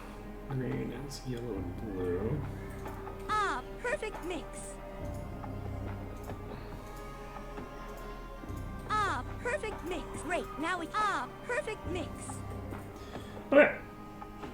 So this is now hardened, and we are all set. So we've made our next piece of resistance gear. So this will make it so that these two characters will both have access to this eventually. We have the correct legendary affix on this. I do think that it makes more sense to keep this base affix on this armor, because this is the thing to put on two other people. So this will mean that we're going to have two other characters aside from the other two who can have a, maxed out piece, like item for resistances. And I think that that's going to be very, very influential for me. Okay. I think we can just save over chest. I don't think we need to worry about it too much. Next on our agenda is... let's just go somewhere, right? I think that makes sense. Do we have... We need to go to 6, right? Yeah, we need to go to 6. So, did we finish the place? Did we finish Blackshire? We might have Blackshire done now, actually. I think we might have Blackshire done. Let's see. We finished the dungeon. We didn't do the turn-in, I don't think.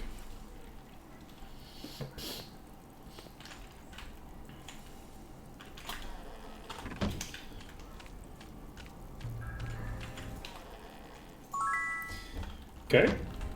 Oh, we didn't do either of these quests, actually. Okay, so that's done, which means we're going back to 8. So let's go to Murmurwoods. For Murmurwoods, I think... Let's just do the Pirate Stronghold. I think that makes the most sense.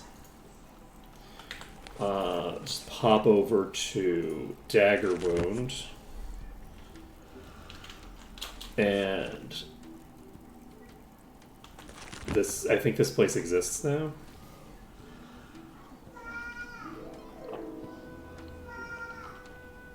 Yeah. This building exists now.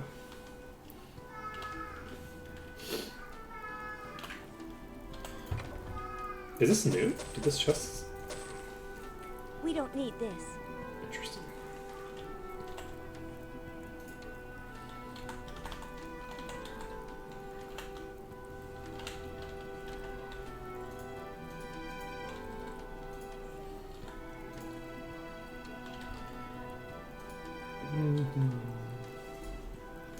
Potentially. Very high level.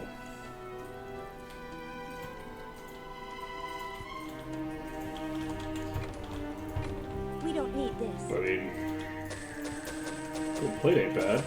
We don't need This is this. Wallace. This gives 31 Arms Master. We don't have anybody who's offhanding a sword, though. Let's leave it behind.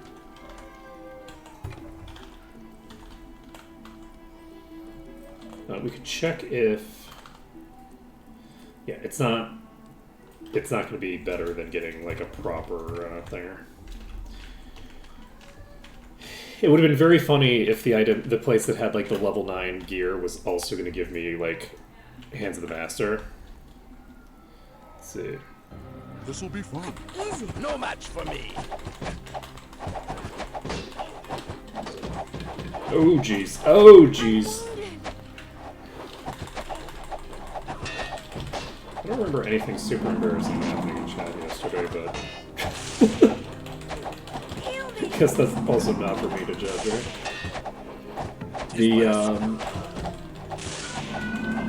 We should be No match able for me. to deal with this place, I think, fairly easily. However, I did make the mistake of coming in here with no food, so we hopefully won't get obliterated by a boss before we find a place to save. I don't even know if there is going to be a place to save in here, though. So there's that as well.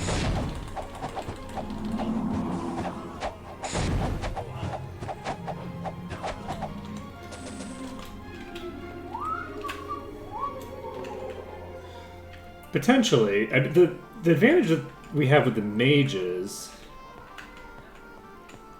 is that the mages are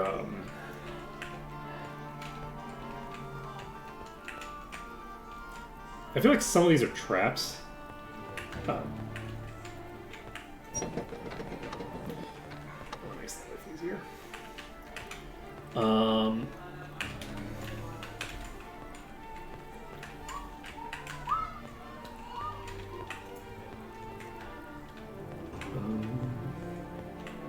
What's this thing?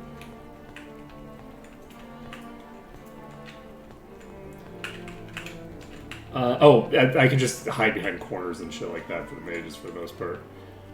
That's interesting. So I opened something? Oh, I opened a safe. That I need a key for that I don't have. Oh wait, do I need to go into a back door or something? That is cool. There is a map on the wall.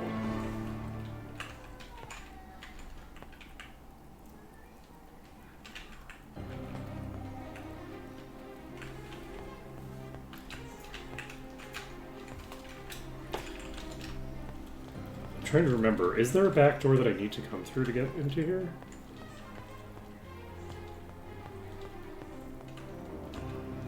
Did I just waste my time coming in here?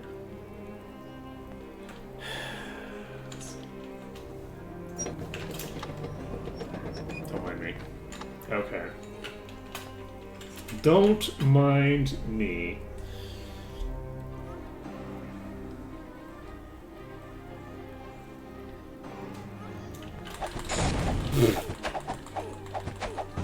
It's pretty funny.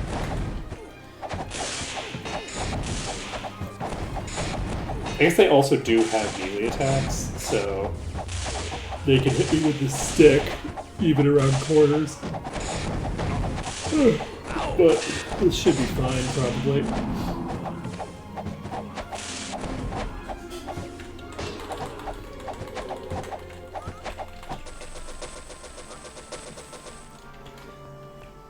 Look, I am good at things. I am very observant, and I reject any implication that I am not. That would be a slanderous accusation. We have not seen a boss yet, so we might end up with a room that has like a billion bosses in it at some point. Can we get in the green in this room? We probably can if we clear out these two hallways. Though if we clear out these two hallways, I think we've cleared the entire dungeon. Basically.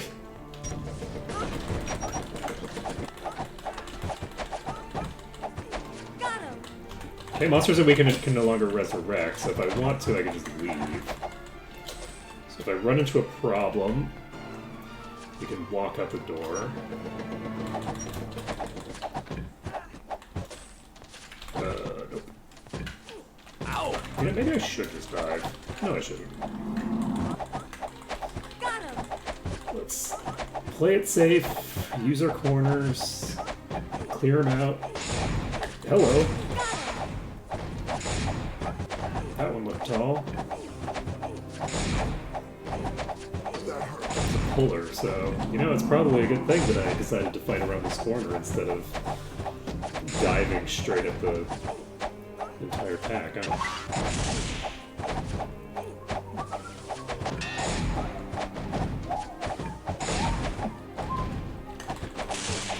Got it. Got him.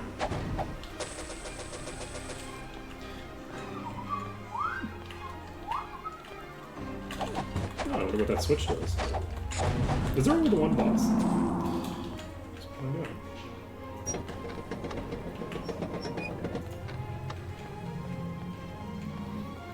Okay, I might be able to save back over here, actually. Yes. Okay, perfect. So we can save under dungeon. Whew. Get this done. This is the wrong direction. We're looking to loot that chest. But all This three of is them. nice. We don't need this. I Immolation. can use this. This is nice. My pack's full. Ooh. This is nice. Ooh. Let's leave it behind. Ooh. Okay. That's done, that's done. This is nothing.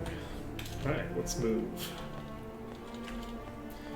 Mission successful. So we're gonna go over here, we're gonna clear these out. Let's see. Well, we've got a very slow... Yeah, let's just fight these, like, brute force. See what happens. Hello, Blackwell Cooper. Concerning. Okay, we got the key. Dungeon completed. Easy peasy.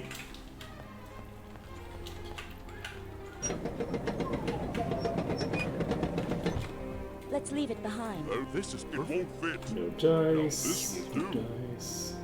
Arms Master Fit any- Huh. on a weapon is It pretty won't fit. cool. There's no room left. I can't.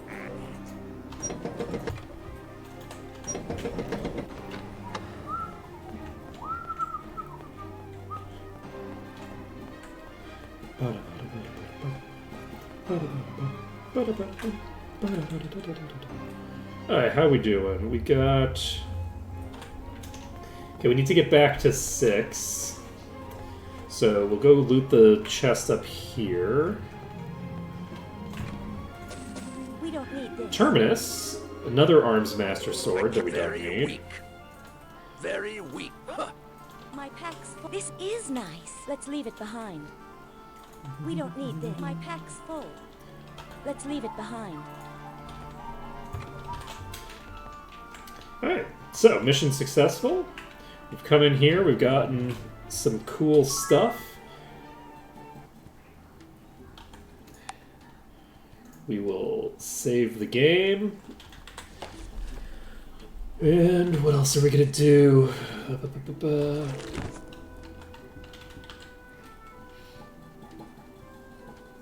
We'll go back to 6. And then in 6, what do we need to do?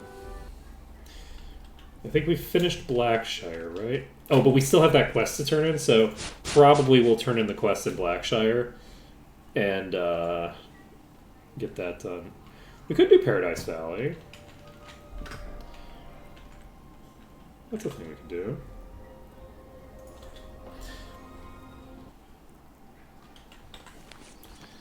Do I want to do Paradise Valley next? Would I rather do Kriegspire next?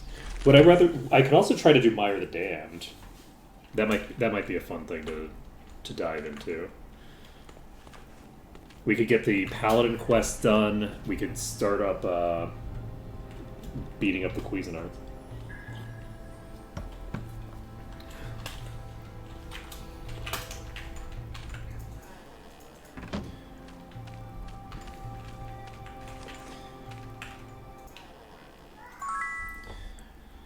Okay.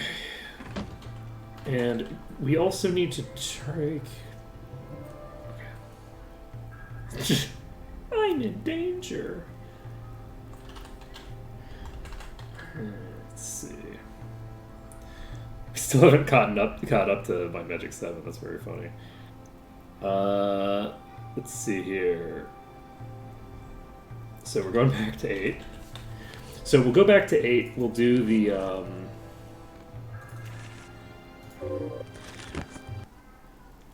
thinger quick.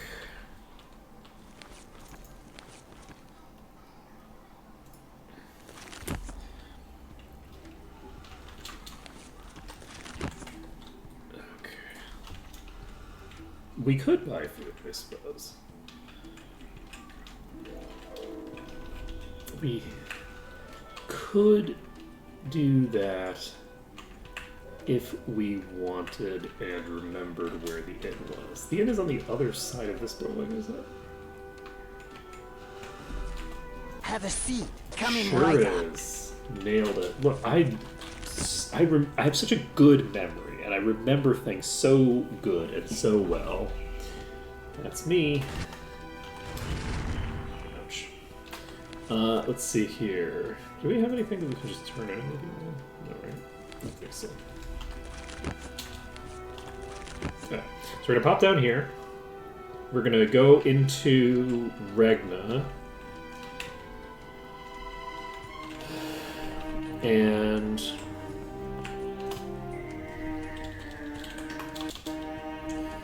get that job done. Okay. But yeah, we're just gonna finish this dungeon and immediately TP out. I think I'm actually gonna put down a beacon here. Well, I can't turn in the card game quest yet because I don't have the Regna Tavern done.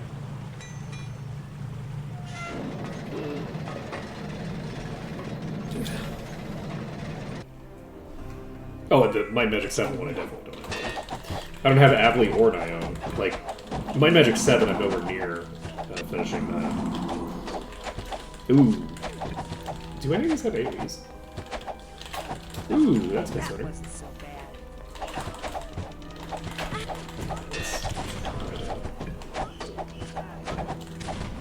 Survive. Alright. I think we might be okay from here.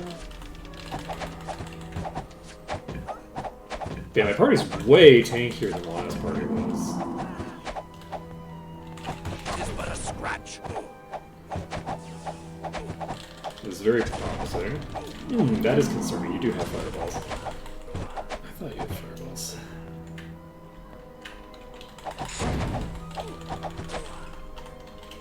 Let's see. Well, 2 left. Well, actually, I have 3 because I also have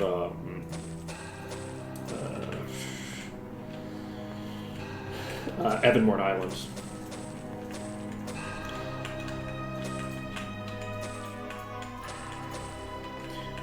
But each of those individually is such a huge amount of experience that it's like, it seems pretty fast, but like even with how quickly I'm progressing, I'm not progressing so fast that like,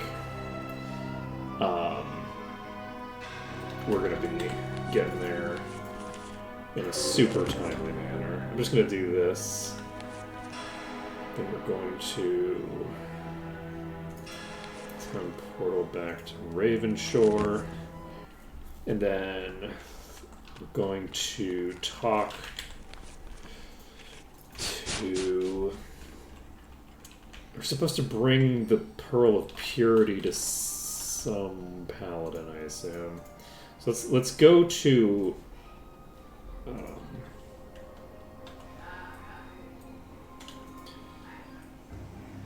Thinger.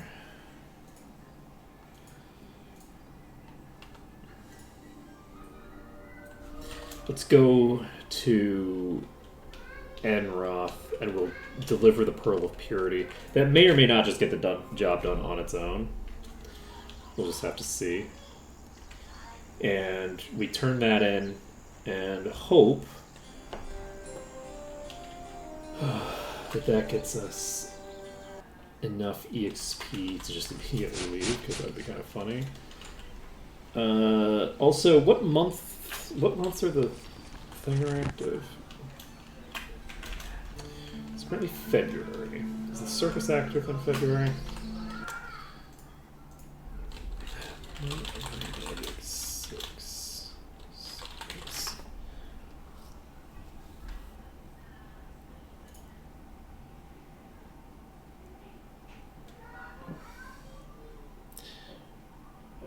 April, August, December. So, it's not April. Let's see. Oh, is it? Oh. Yeah, we could do the arena. Let's just pop in there. Can we pop into the Endless Arena from here, or do we have to go to 8? I think we have to go to 8, right? So, let's put down a beacon here so that we don't have to keep doing this. And then, I actually will check. Hitch up the horses. Looks like this one's all right. Yeah, okay.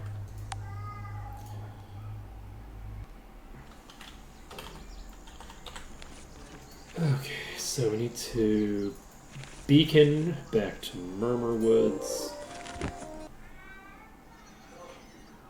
Wait.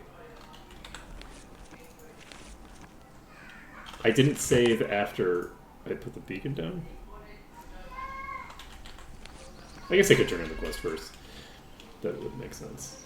I was just going to do it immediately.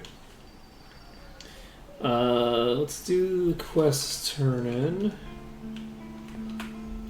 Old Master Nikolai Ironfist, Prince and heir to the throne of Enroth. Okay. Nailed it. Now, I am going to set a beacon here. Then save the game. Teleport to Murmur Woods.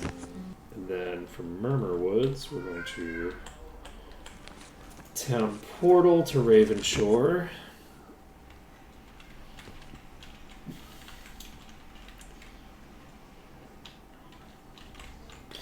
Alright, let's see how this goes. Need a coach? I think this is gonna go fine. I think This'll be fun. we're a lot stronger than we were before. My weapons are ready. We're like level 200 now.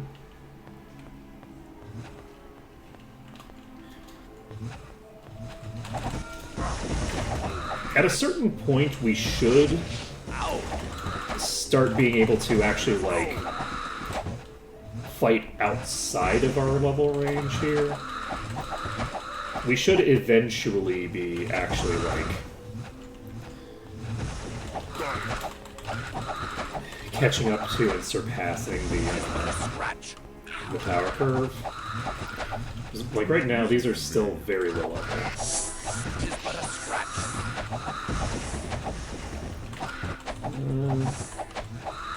I don't know if I want to increase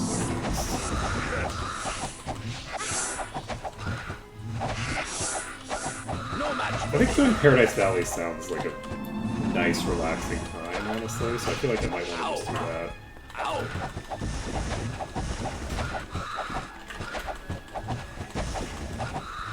Because Paradise Valley doesn't have any dungeons or anything. The disadvantage of doing Paradise Valley is that the enemies won't be quite as high level if we do it that way. I am kind of tempted just to do Mire, honestly. Mire's probably one of the the harder options that I have at my disposal right now. We got it. But oh, the Manticores that just ripped me to shit. I remember you.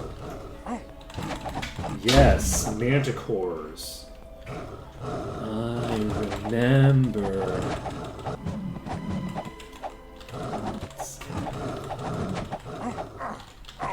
Oh, we do have Eel Infested Waters. We could do that next. Eel Infested Waters is probably a better idea than mine. It's similar, in terms of level range and progression and stuff like that, but it's actually way easier to deal with.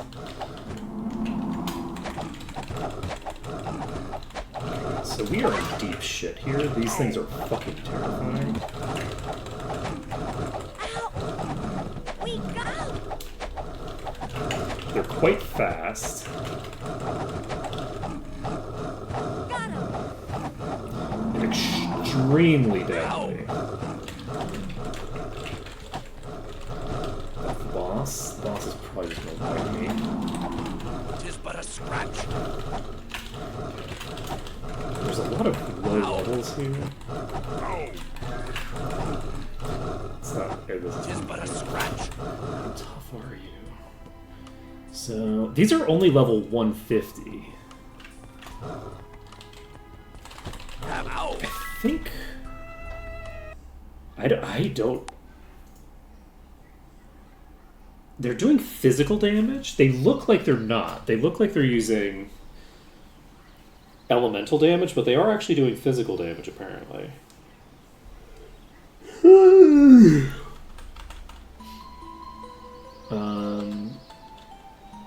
We don't need this. And I don't know if that's We intentional. don't need this.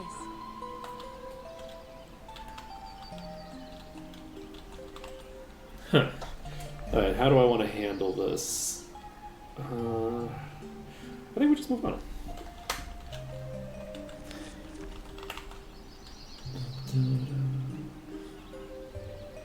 Let's see. Yeah, this is a very nostalgic song, that is to be sure.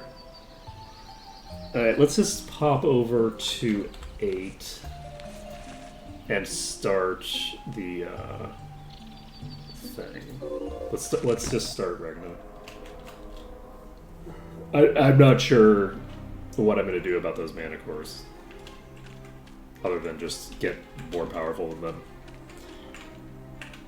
Join the party. So we have the ability to play Archmage here. Join Get the this party. done. The Dread Join the Pirate party. Stanley. Any delicacy you like. Okay, so we're going to power burn off the bat. That triples our gem income. And we can follow that up with a shield. It's tempting to use a Pegasus Lancer, but it doesn't really do that much for us, if we're being honest. So I feel like I'm just going to use Moody Goblins, because costing us a few gems isn't that big a deal. +1 to all queries isn't necessarily a good deal for me right now. I think we use a Great Wall here.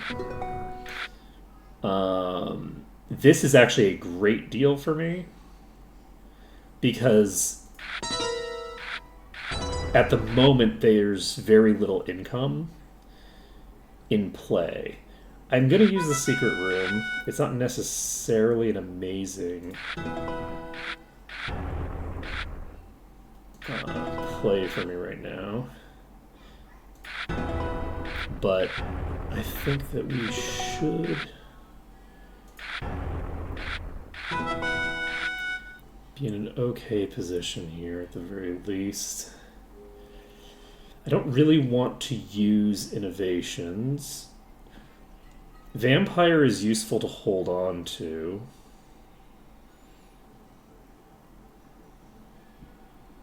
I might honestly just crystallize. Because of the way the economy is flowing right now, they don't have enough economy to really exploit me having a low wall that much. So I think that makes sense. I might actually toss innovations. I can't toss innovations. I can probably toss the Fire Ruby. No, I don't necessarily want to do that. The Crumblestone is very good at this point. The Succubus is very good at this point. Let's just toss the Fire Ruby for now.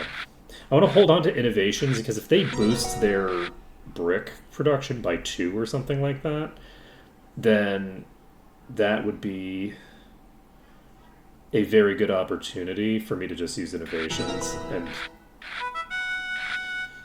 call it a day. It's not necessarily a bad idea for me to use it now, actually. I don't have anything that I need bricks for right now, so I guess it doesn't make much sense to use it. This is like 2 turns worth of recruits. I'm just gonna toss that. I can drop their query right back down. We're gonna do that.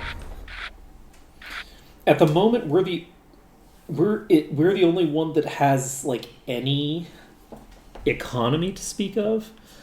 So I think that it makes sense. What I want to do is I want to use this after I have already used the other stuff. Do I actually want to use Discord? I think I do. I'm going to use Discord to just drop their gem economy back down to 1. So now they have nothing that's higher than a 1. And we have one thing that we're getting 3 of. We have -1 to enemy query. We're using innovations. We're following up with collapse. So their income is now locked down. We've got Crystal Matrix pumping us back up again. My dungeon is not lower than their dungeon, so I don't want to use barracks yet. I'm going to go ahead and just use the Ruby. Use the Sapphire. And do I want to use the Slasher? I don't think there's much reason to right now. And I feel like we're not going to have a reason to for a while, so we're going to get rid of this. My magic is larger than their magic. It's not a card that I necessarily want to toss. But I think I'm going to anyway. Because I have the other cards are all things that I could get rid of this. I'm gonna get rid of the Force Layer, but we don't need it. That's unfortunate. We can go ahead and use the foundations. And I can use barracks now. So now we've doubled our recruit income. And we can then use the vampire to knock them back down to 1. So we now have recruit economy. They don't have recruit economy. We do have more magic in them. We'll just use the unicorn now. Just get it done. And we can do this.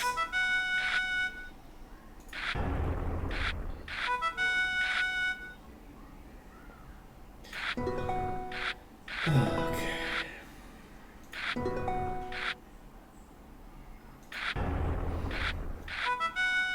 Ooh, concerning.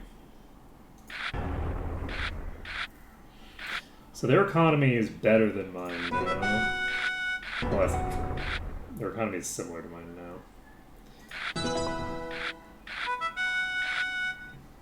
Okay, now I'd say that their economy is probably a bit better.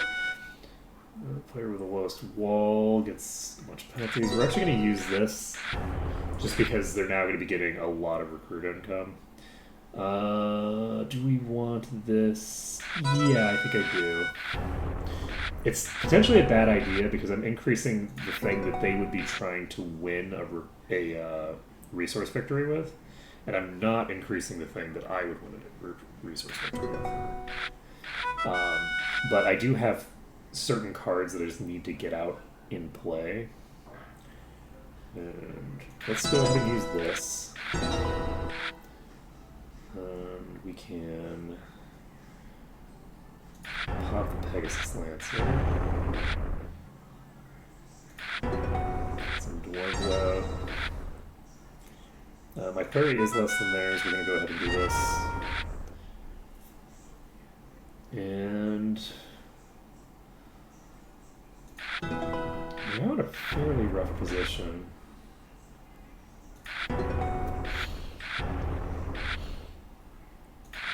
It's not terrible. But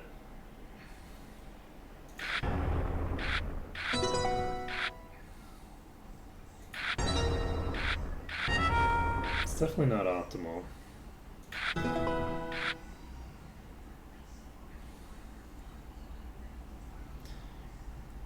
Could drop the queries. I think I'm getting rid of the Goblin Mob. I need a switch card at some point. Let's go ahead and just use the Dragonheart. Sanctuary. I'm curious whether we're going to go for a tower victory, and I think we kind of have to. Because we're starting from such a low position on resources, and now they have such a huge economic lead on me that I think it just makes sense. My magic's no longer larger than their magic. So I think I'm just going to tag this unicorn just to get it out of my hand. I don't need to use it necessarily. I'm going to go ahead and tag this. I could actually do this if I wanted, but I don't think it really does much for me. Use a brick sword. This is explicitly not helpful to me, but so many cards. Okay. We could use Berserker and follow it with Flood Waters, and I think I'm going to try to do that. Okay, well, I'm going to try to do that and fail because get the rest of the thing burned immediately. Okay, if they don't increase their wall by enough, we can just do this. So that drops their recruit income, so they're less capable of getting that victory condition done. And we don't want to use Discord again. Just gonna use this. Get the Shadow Fury out. Cash, I like it. Battlements, I like it. That Troll Tamer. Jesus Christ. They have 8 recruit income now. Yeah, I think we're gonna have to win via resources, which means that I'm probably gonna lose. Because they just keep getting all of the recruit cards. So like I don't know what I'm supposed to do here. They're kinda crushing me on economy here.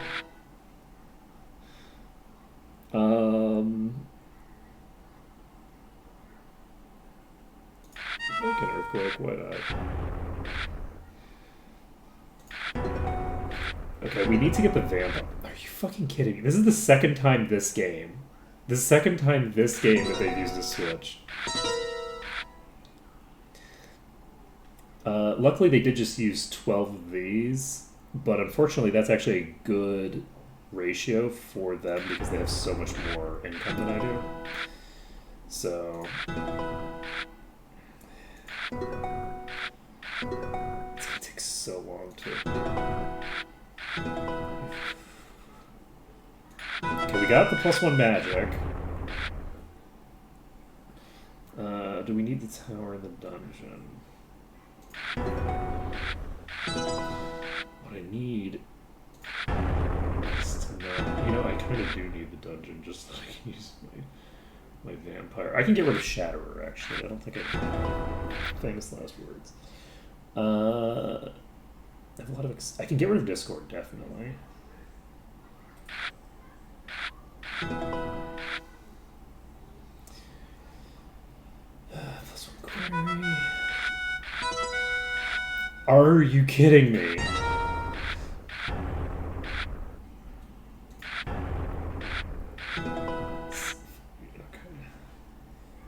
I have so many Thinger cards. Are we about half? So we might only need...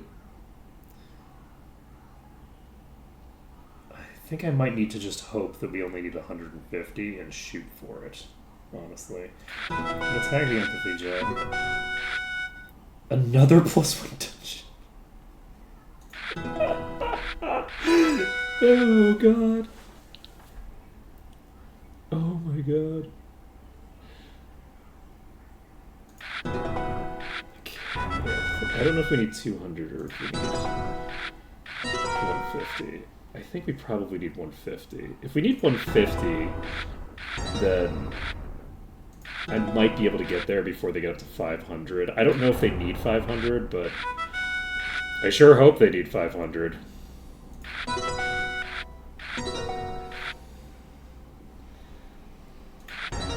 Okay, luckily we have the ratted sheep. I think it. I don't know that another 15 is gonna get me there. This is so funny. We were ahead in economy for such a long time,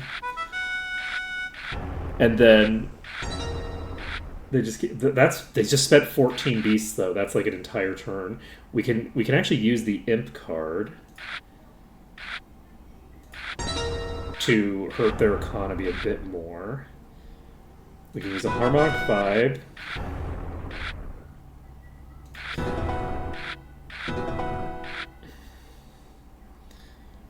And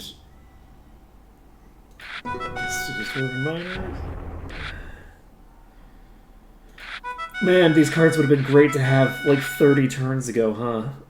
Let's see. Because at this point, it's way too late to potentially catch up in economy. I have to win. I'm not winning off of that, though, because they just got that 12 damage to a tower. There's no way. I think that we've lost this already. There's no shot. There's no way that... We don't have a victory condition is the problem. Like, we have nothing we can shoot for. There's no way to destroy their tower. And there's no way that we're making up 100 deficit here. Maybe if we get, like, multiple Dragon Eyes in a row?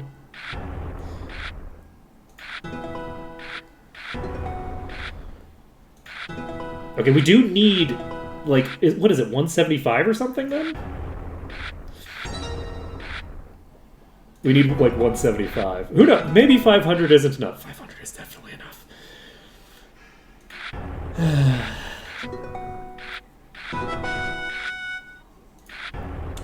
I truly cannot believe the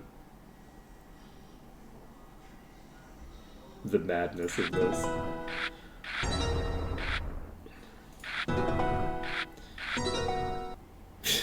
I cannot believe that after that long a match we actually ended up losing because they just kept getting every single beast card one after. This is a very strong start, by the way. We're getting a Pearl of Wisdom and a Query boost at the same time at the very beginning. Okay, that is a little spooky. Oh man, the Rock Stompers at the exact moment that we do not want the Rock Stompers. That's pretty rough. Do we plow through some of these cards? I think we do. I'm going to discard this one. We have the Portcullis available. That gives us +1 recruits. Nice. We can increase our magic more. We're increasing our magic more. That was so rough. We have a switch card. That's a very, very powerful card to have and available to us. We're just going to use the Rainbow quick, get ourselves the ability to do some of the nice stuff that we want to do. Do we want to just do innovations?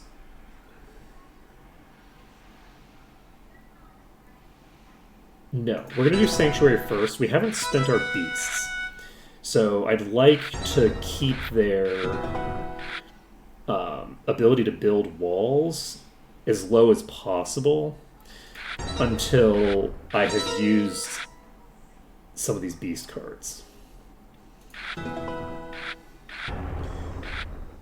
And it looks... I'm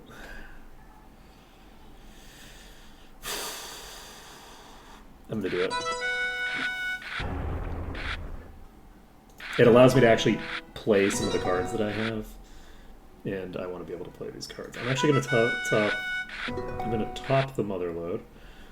We can make everybody lose bricks, which I don't necessarily think I'm going to want to do at all. Okay, we can use the ferry and follow it up with an arc. Okay, that's generally speaking a pretty bad trade. We can immediately just plow a Pegasus Lancer in. We have 3 in everything now, which is a pretty decent start. We can drop Query. We can do that when we have Copying Attack around. And I think I'm going to use a Crystal Shield. And I'll just use Battle Knights. We have the shift card. If they shift us, we can just shift back. I don't know how the things are handled exactly, so I'm not entirely sure if I need to worry about that or not. But regardless, we're just going to use this immediately because we want to have the space for it. Let's go ahead and use a Lava Jewel, and we can use this card. And we could use Slashers. And we can use Moody Goblins. And Corrosion Cloud. Just keep putting pressure on them.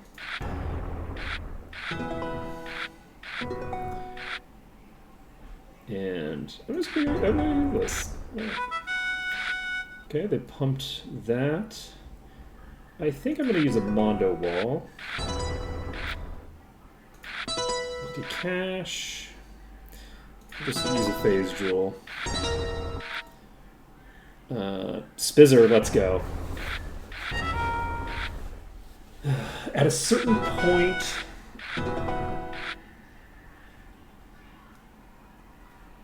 we'll probably have to decide if we want to try to do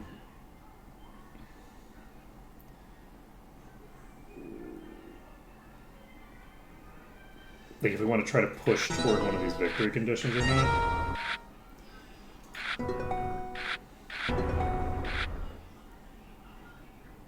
I don't want to use collapse yet.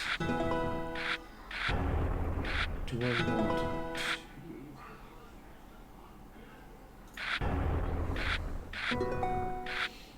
I guess I could use Mad Cow Disease.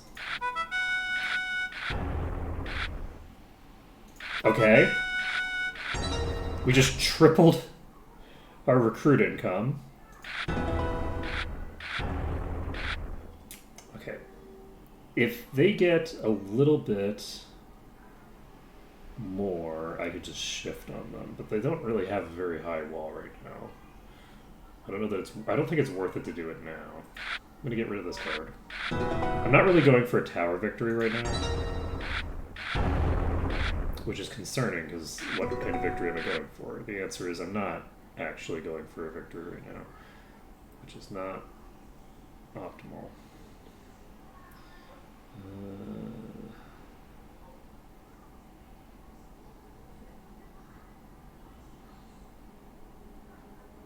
I'm gonna do this. I have enough bricks now that I think it would make sense to do it. We can use the Dragon Eye if we want as well.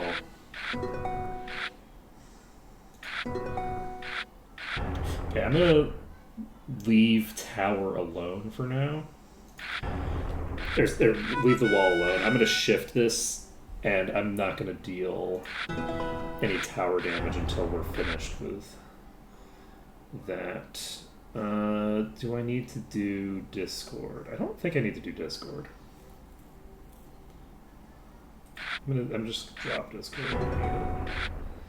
I guess it would be potentially beneficial, but it's not a big deal. I could use Vampire. That drops their recruit economy.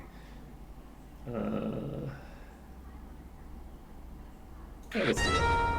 I shouldn't have done that. I should have held off until I'd done the switch. I should have switched into that.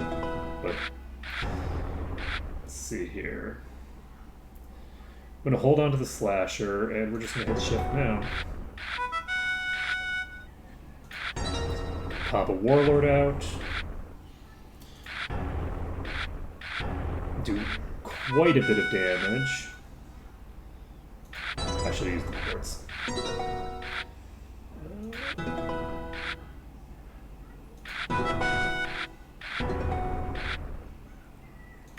At the moment, we should be a little ahead in terms of basically any victory condition we want to do. It's obviously not optimal that they have a little bit more, like a few more gems than I do. But, you know, it doesn't help them if they use Shatter. You know, that's not a great way to make your dreams come true. And then they're using the Dragon Eye, and their lead's gone completely. So I think that we should be mostly golden here. We have to be a little bit concerned about their brick income. Their brick income's higher than my beast income, but it's only a little bit higher, and I have the ability to be disciplined in a way that the AI is not going to be disciplined. So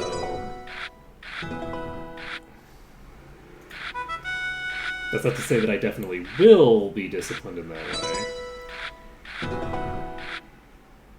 But generally speaking, the AI simply does not go for resource victories in the sense of, like, if you're going for a resource victory, like right now, there isn't a lot of benefit to me in using beasts unless they have, like, some very specific benefit to the card.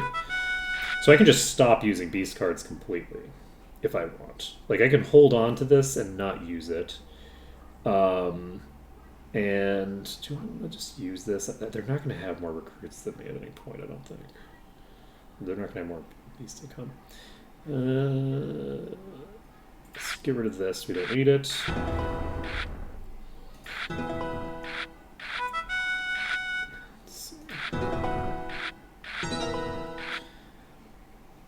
And so we have multiple things that do direct damage to the enemy tower. We can use those if we want. I'm just going to use the barracks. Just get it over with. I don't want to pump my tower too high right now, because if I pump my tower too high, then... Or sorry, my wall. I don't want to pump my wall too high, because it's probably going to get shifted if I do. But, I don't think I have much reason. It's tempting because of the fact that I could deal damage into their tower, but I'm not going to drop their tower. So this is probably worth it. Though it's not that good a card. I didn't realize that Elven Archers were actually this expensive. They're pretty inefficient as a card, honestly. Way less efficient than I thought. Right, we're going to get rid of Strip Mine. We don't need it. We have more Thinger. This only costs 9. It's not fine. They have 270. I didn't realize that they had gotten so brick heavy. Interesting. Concerning. We could use these. It only costs 3. It's only 3. It would be very funny if the later Might and Magic games actually made it so that they recognize the need to hold on to certain types of cards. To do with, like, an economy victory. Let's see. I think we need this. That's so funny. Let's see if they end up using a bunch of bricks.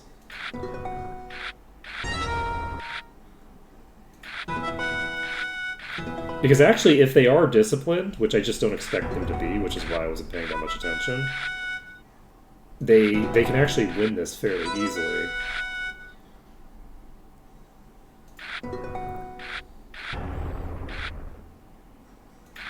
That was... I never get the ability to use a Spizzer, so... we might... This is interesting. I am actually not seeing them using their thingers. Jeez. We might be in trouble.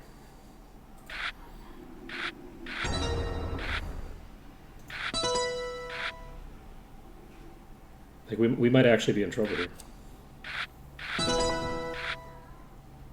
Because it does seem like the AI might have changed from the way that it behaved in the previous games. Or in the previous game, rather, in 7. Because I don't think I ever saw them hold on to resources like this in 7. I've never seen them behave like this. So that was entirely on me. I don't think they would have won if I hadn't been so flippant with my resources. So we actually start out with enough resources that this makes a lot of sense to do. By activating that thief card immediately, we can do that. We can also do the strip mine right off the bat, which costs nothing. And by doing so, we're getting the ability to get the brick and come back up. Let's see. We can do the tremors. Gives us our extra turn. We can use battlements.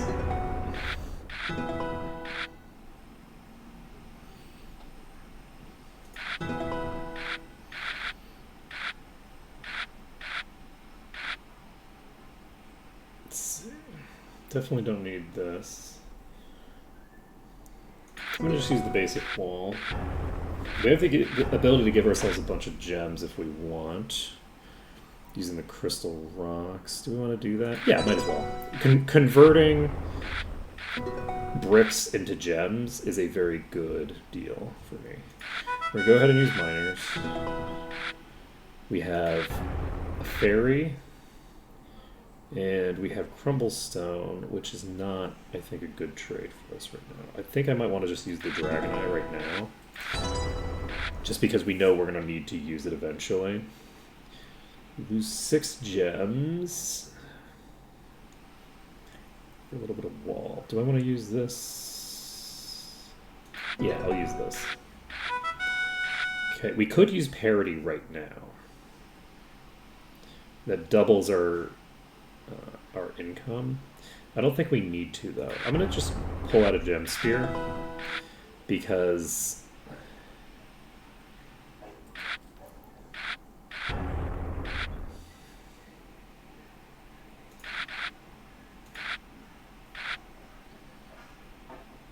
I think that it makes sense to do so. I'm going to use the reinforced wall. Okay, we have a dragon available. We have rabid sheep. It's not ratted sheep? Amazing. I'm gonna get rid of this. Okay, so we want to hold on to floodwater until later.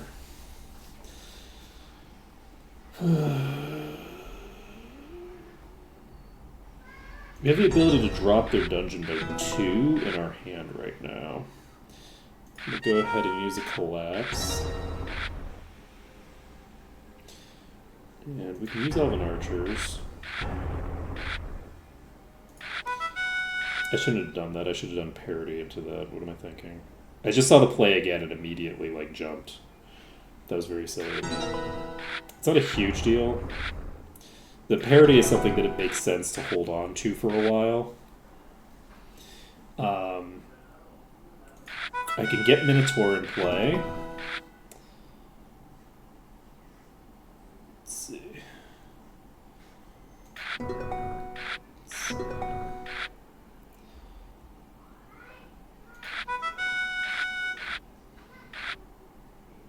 I'm fairly content with how this is going so far. Use a rock launcher. I'm going to try to hold on to this Dragon Heart.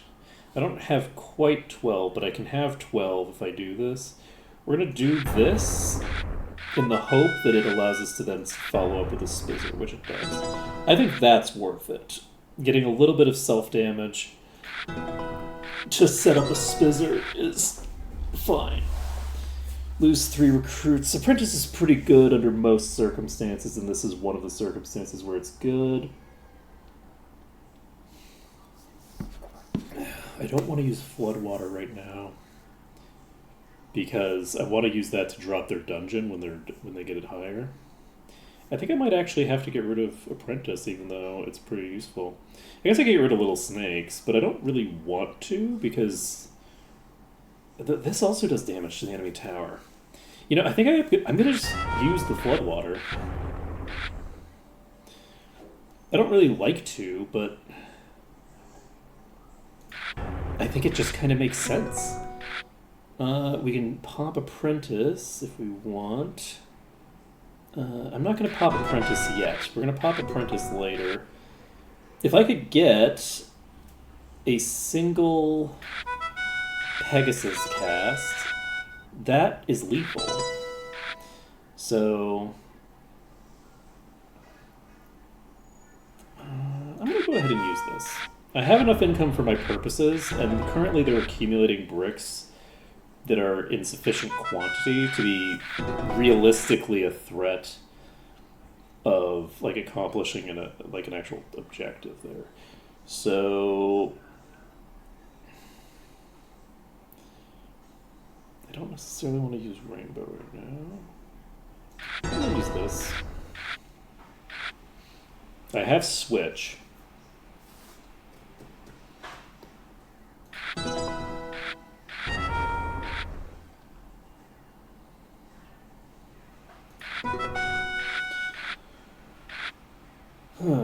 Interesting. I am going to use this immediately. So we have them still sitting on 1 recruit. I don't think my dungeon's ever going to be lower than their dungeon, so I think I feel confident pumping this immediately. We can use Dragon, but we don't want to yet. I think I'm going to use the Dragon's Heart because at this point, my wall can't get stolen from me. If they use Switch, I use Switch. Right? Or Shift, or whatever it's called. So I think that that's going to be fine. We can now just tag this. This drops their dungeon back down to 1. It also causes them to lose gems, and it causes them to lose fewer gems than I would prefer, but that's okay. So, unfortunately, they did manage to get out of the spiral. Do we start stockpiling recruits now? I feel like it makes no sense to stockpile recruits when they're so close to dead. So, we're just going to keep hitting them because they are like 2 hits from dead, basically. I don't think it's super likely that they're going to be able to get a resource victory before I either destroy their tower, which I can't believe we're this late in the game and I'm still at risk of destroying their tower, or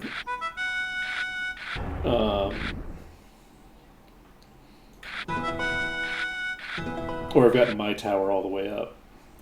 So, -1 dungeon, 2 damage to the tower. They definitely have the lowest wall. Oh, they got the Pegasus Lancer that I needed. Okay, I see how it is.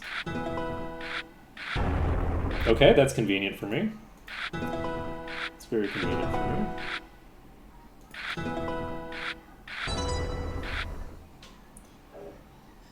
And, I mean, the game can just keep giving me cards to do things that aren't beasts. If it does that, then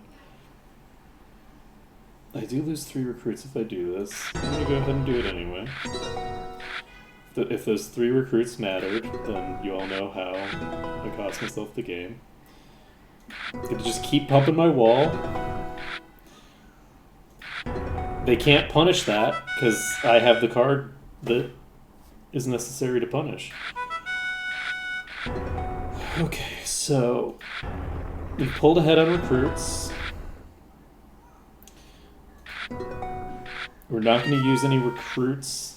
I think because they've gotten themselves up to 42 now, I actually just don't have to worry about it. I can just discard this orc. So we don't need to worry about using beasts for the rest of the thing, unless we're using them to do the thing.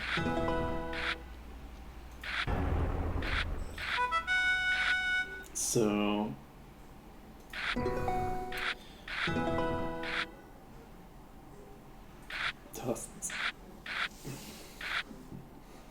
Toss it again.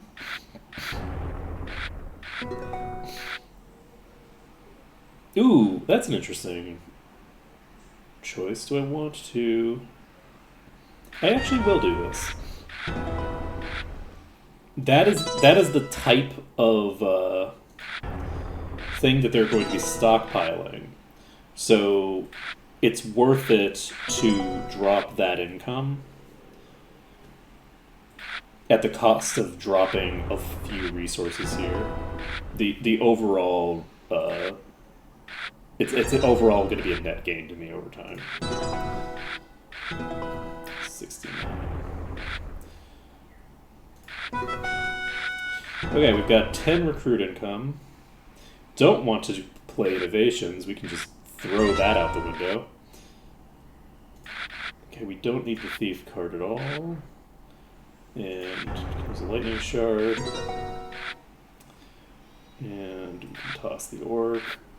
We could hold on to the archers if we wanted.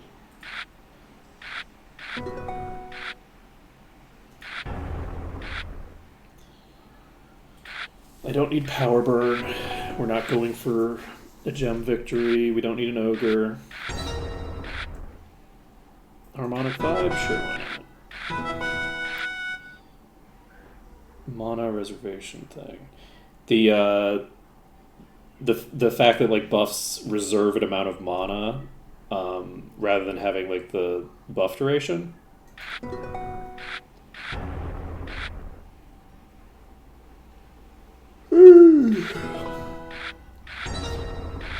If that's what you're talking about, I enjoy it. I think that having it makes it the decisions for the way that you handle your buffs more interesting, and it also changes the like buff conditions from being remembering to maintain a thing. Speaking of remembering to maintain a thing, it sure looks like Friday. There we go. I like remembering to like recast a buff is kind of just a pain in the ass, and being able to just like go around and not have to worry about constantly recasting the buffs is, I think, very nice. But it's also nice that like you have this extra level of like there's a certain extra level of gameplay there that wasn't there before, where now you have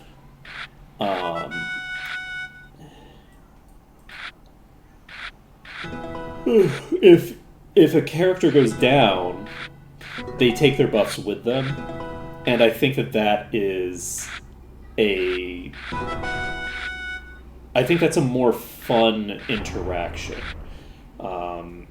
To like have to think about like, oh, okay, you know, if so and so gets the crap kicked out of them, then they will use this. There we go. I had lethal either way, so alright, nailed it. And I think that's all of the things here, right? Is that all the taverns? I think that's all the taverns. So, because this is an exterior area, we can just TP around. We're going to go turn in the quest.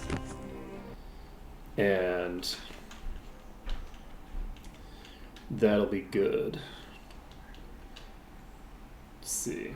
Yeah, the one thing that I actually dislike is that I do think that it's a little sad that it makes Dispel so much weaker. That's the one thing that I actually am sad about, is that I kind of like Dispel to be this sort of like uniquely threatening thing.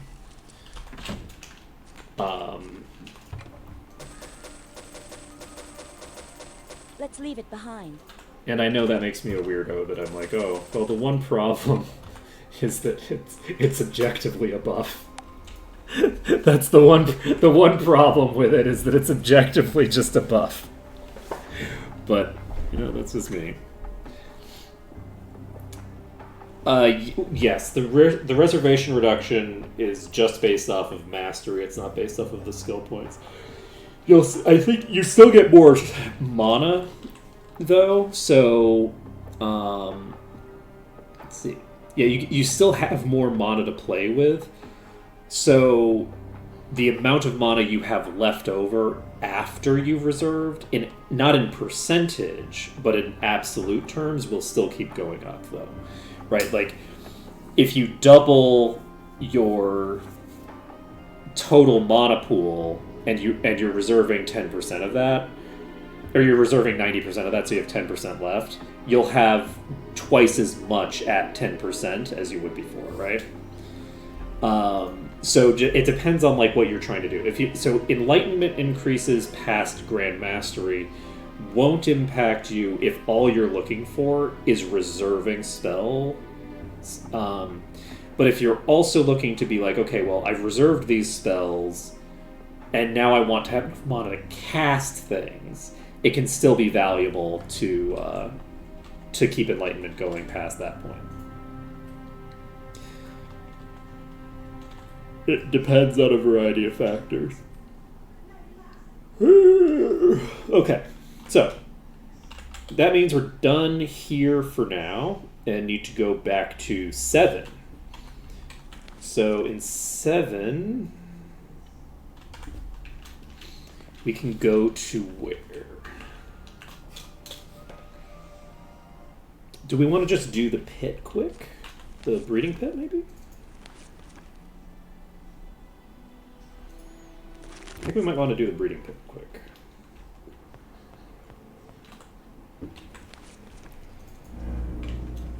I don't really want to jump into the watchtower right now. I'm actually wanting to do something fast, because I'm going to have to go AFK soon for a little bit. And if I do the breeding pit, the breeding pit should be fast enough. I mean, it will be if I don't get myself killed. Oh, I didn't get any food. Well, that's concerning. You know, not getting myself any food before coming in here is concerning, considering how much damage I'm taking right now.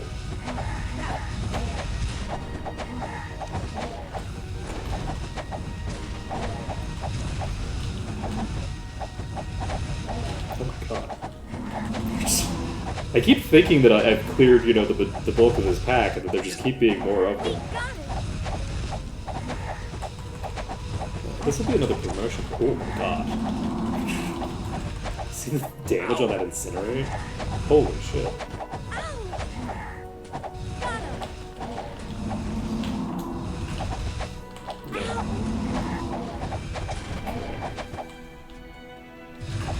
I think Cortal might be basically immune to them. Orin is not having a great time. Let's see. Yes, it's too bad that they don't do that. It's very unfortunate for us that they don't make my life miserable. That would be pretty cool. Like, actually, it would be pretty cool. Okay. Cleared that. So we now have a bunch of those things down there. Anybody over here? Okay. So we got hit by a fireball, I think. I have concerns about my ability to jump down successfully, but I think that I don't have a choice in the matter. I don't think I can just go here and open this. So I definitely should have come in here with Invis, honestly. Because if I get myself killed in these corners... I think there's a point where they get trapped, but I don't know where that point is. So I feel like I maybe needed to keep going. I'm feeling like maybe this will be okay, but I feel like that's probably not going to happen. I should be hitting the elementals that use the fireballs. The behemoths aren't going to do this. Life is sad. Okay, let's load the autosave. Really? That's pretty funny.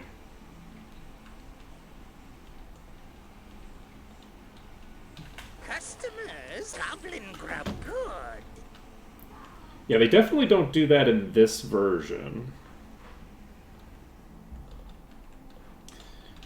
I definitely would have noticed. I don't have fire resistance on this character. Well, that explains a lot. Okay, so we need a fire resistance item of some sort. We should have at the very least like a ring or something, right? Would it be nice if we had made that crazy fire resistance legendary that we were thinking about?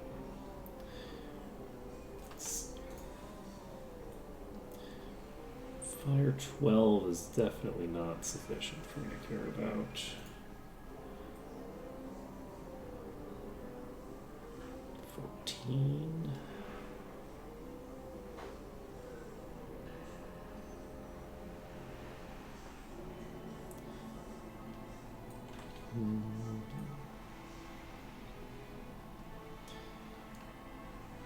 This is 21%. It's not terrible.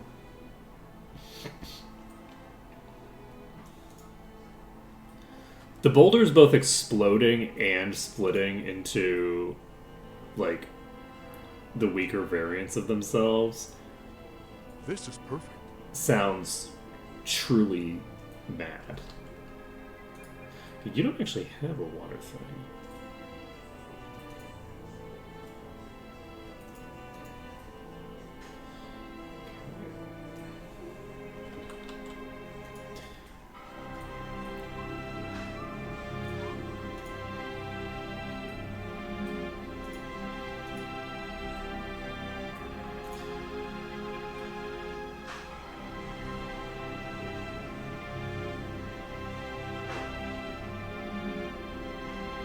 Oh, we have a death and eradication ring here. We should probably equip this on somebody. Do you want to equip this on you?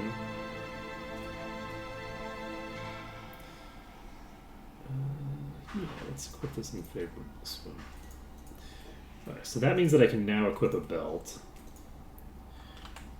And I think I had some good belts, right? I didn't throw them away, did I? You have a fire resistance cloak. I could slap this onto Olrin, actually. Let's do that. Let's just swap these cloaks. I think that makes sense to do. Then... that's the other thing I was going to do. Shit, I lost track of what I was doing. I don't know why I'm so like just. Oh right, I was gonna find that belt because I had like several belts that have like of the gods and stuff like that on them, and I feel like that would be a useful thing to.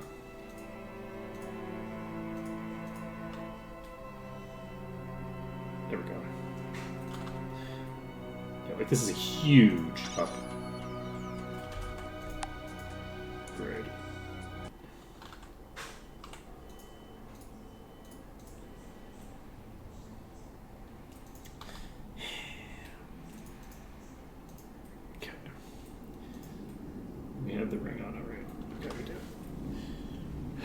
we have not identified either of these.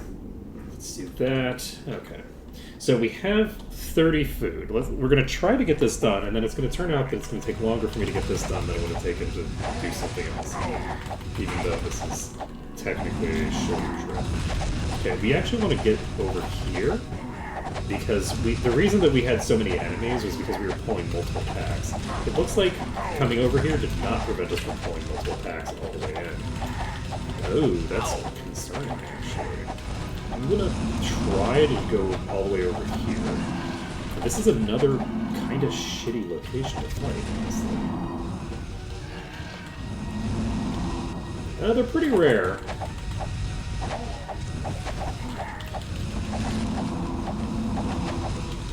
I think they're rare enough that honestly the only way to have really any idea of how rare they are is to look at the actual map. Because like the variance from like player to player and run to run is going to be so high. Like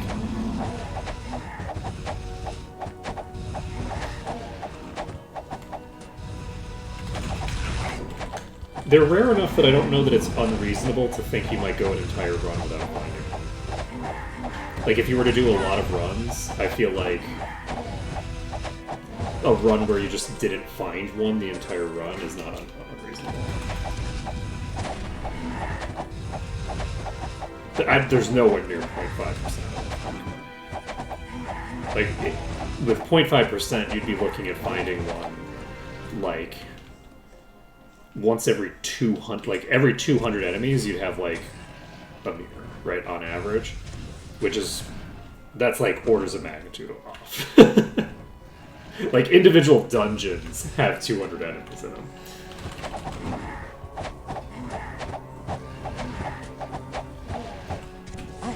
So, we're going to jump down here, and we're actually going to try to run by this time. We're going to try to run by this time, we're going to fail. We're going to try to kill this behemoth and just keep going. Goal being to get into a position, like here.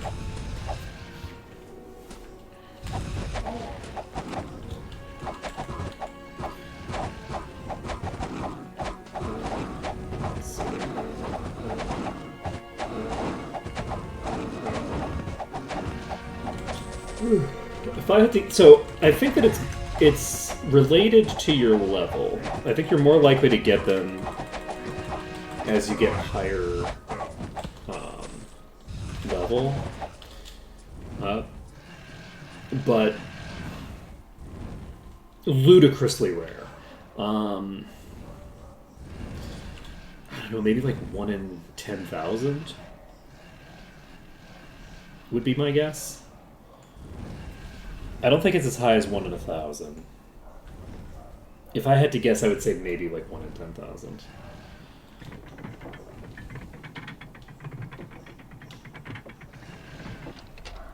Because I'm like just thinking about how many enemies you kill over the course of the playthrough. The previous playthrough, I got like, how many? Like 3 of them or so? And how many enemies do you end up killing in a given run? Right? Like...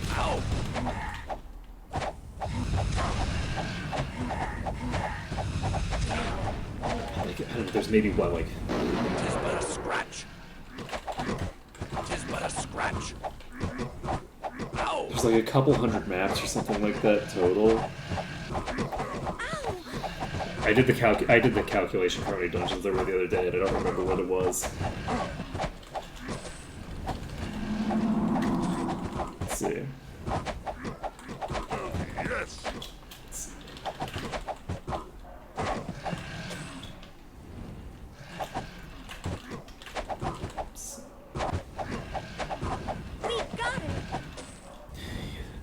Yeah, but that doesn't affect anything in practice in terms of, like, the probability is still a probability. You're just then multiplying the probability of a crafting item dropping by and then the probability of that rolling as a crafting item. If I had to guess, I would say that I would think that the crafting items are maybe not... The roll to see if a crafting item drops at all probably doesn't, like... change that much as you get higher level, but the chances of getting the more powerful crafting items increases. Something like that, where it's like a loot table difference as opposed to like a drop rate difference. But I could be wrong. I don't really know. But it would be my assumption that it would use two different rolls. But you can convert a series of probabilities into a singular probability using multiplication. So regardless of how it's calculated, it still has like a definable value for probability. Okay, we got the Divine Intervention book.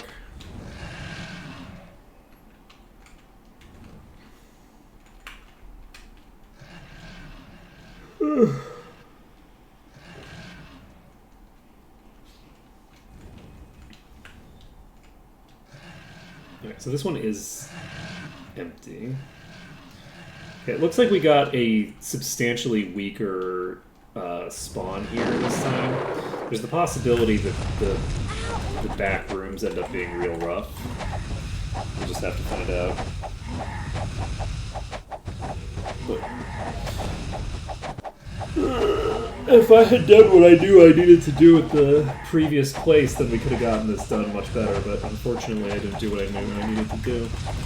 So instead, we're gonna have to just accept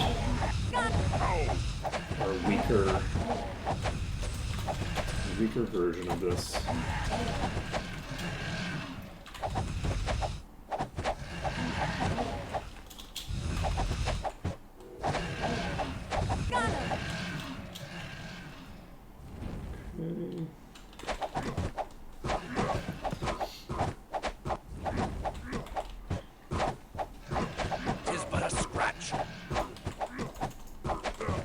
Oh, well, we got a control cube. Oh, that's convenient. Okay.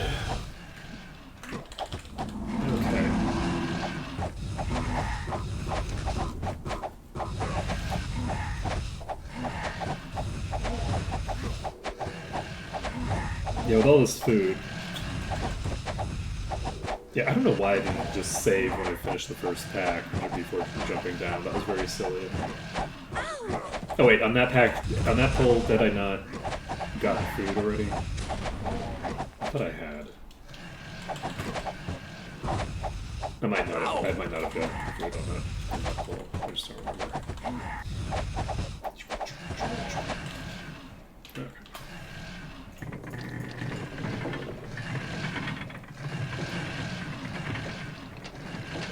Wait, is there a chest in the middle one or something? Do we think? I'm gonna wait. We're gonna click the middle one again and see if we can get that to come up and see if there's like a. Because it seems like a little odd, right?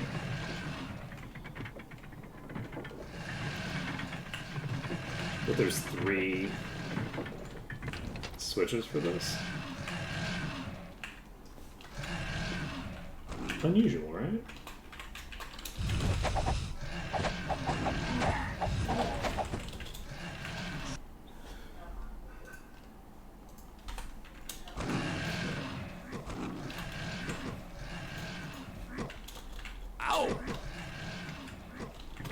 Okay, we got this to open.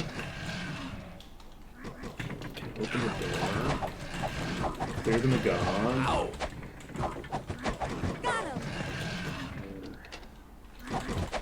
God. And I do have the ability to get into the green here probably now. If I just go back across here, we should be able to get far enough away. Yes. So, we're in the green here. We can go ahead and save this under danger. Then we can pop over here and get this done. So, I could have probably done invis, and that would have helped me a lot. And I dropped directly into an ancient behemoth and killed myself. That was very high skill gameplay coming out from Arctoy. So we're gonna go ahead and do the smart thing, which is to apparently get trapped anyway. Oh no! Oh boy! Okay, we're not fine. Oh god, I got trapped on a fire elemental. Do we? No, we're not going to invis because invising will make it too easy. So we're going to get this done. We're finally going to wake up. Okay, let's go. Jump down, go over here. Need to go around. Can't go around this way. Okay, we're going to die. I fucked it up. Okay, I need to... Yes, okay. So, we need to actually jump down and be leaned closer to the side that we're starting on. So we're going to basically do this. And unfortunately, it didn't work. Oh, shit. We got someone eradicated. We got Sortira eradicated from pure physical damage. That's pretty intense. Alright. It's so funny that I almost got there on the first attempt, and then I just completely fucked it over. Whoa! There's a thing here. Well then, I think we might need to use this. I was thinking that we could just get another attempt like the first one, but apparently I got way luckier on that first attempt than I thought.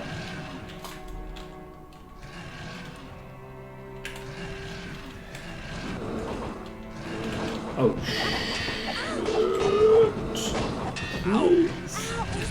whoa.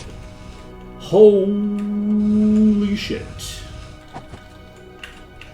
Holy shit.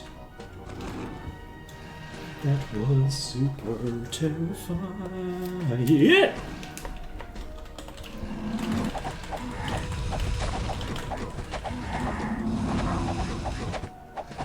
Thought you would all get trapped on the other side, and then 6 trillion of you show up in my face. Excuse you. How very dare. It's fine. We don't need 2 hands. We don't even need to put... Oh god. Pouring a drink. Right-handed. On the left side of my body with like the weirdest angle I could probably come up with. Okay. Ooh, we got a 2-handed axe off of that. Could be good. Probably won't be, but it could be. Okay, we're in the green. So we save the game under dungeon. And then once we get out of here, we can take a look at that axe. Alright, so this means that we now have access to this passage. And we can just clear through, I believe, pretty much all of these.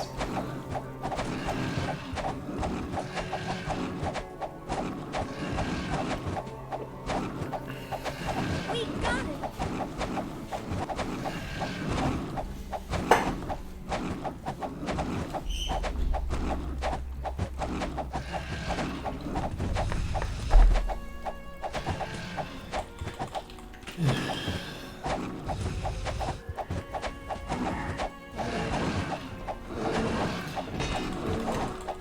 Let's not tempt fate, shall we?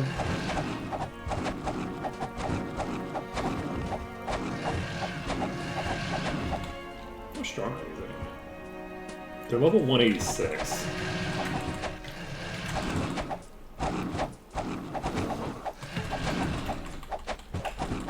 It didn't one-shot Severia, but it wasn't an ancient. Interesting. Okay, we should be fine here. Should be good to go. Oh.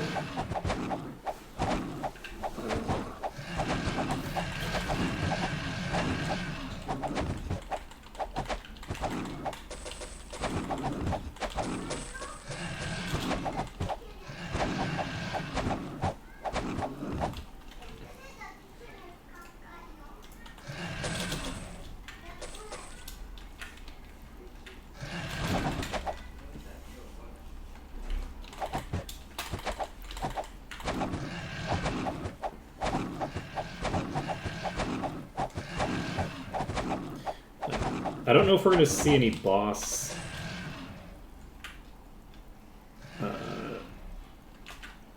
behemoths.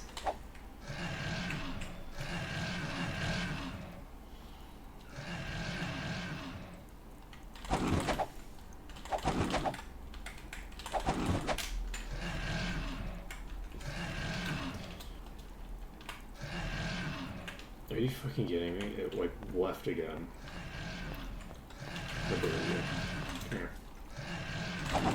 This thing is going to kill me, and I'm going to be very sad about it.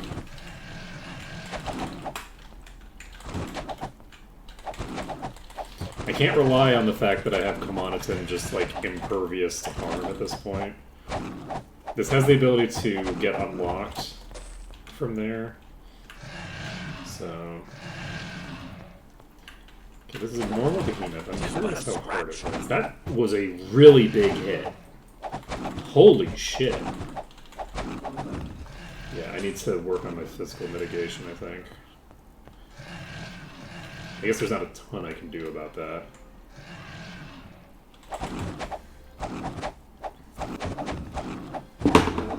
It makes you immune to instant death effects, but it doesn't protect you from dying to having low HP. That's concerning. If that hits me once, I am dead. So we need to get the hell out of here. We're going to actually get all the way out of here so we can save, because we want to save the progress that we've made. So there's been a change to the way that preservation works, where preservation will now only protect you up to a negative amount equal to your maximum hit points. So a enemy that is strong enough can just punch you hard enough to knock you to dead, or if you're hit by AoE effects while you're already unconscious, it's very easy to die from that. It makes it so that preservation is no longer like complete imperviousness to oh fuck me. Probably dead. Maybe not. Nope, we're dead. Damn. If I'd gotten that done quicker, then we would have been fine. But the reason that Ulrin died there was not because of a proc of instant death, but because my HP got so low from that hit that they just die. So if you get to, like, double your max HP negative, then you die. But see how it said that it protected me from eradication there? That was a proc. So it has the ability to... It hit me with an attack and cause instant death as a side effect of the attack, as opposed to doing enough damage to cause that. So basically what preservation does now is, instead of having a safety range of up to negative 500 before I die when I go down, instead I have a safety range of negative 17,000. So it's not quite an order of magnitude of difference. No, it is. It's almost 2 orders of magnitude of difference. But it's not like unlimited. I can still get hit so hard that I die.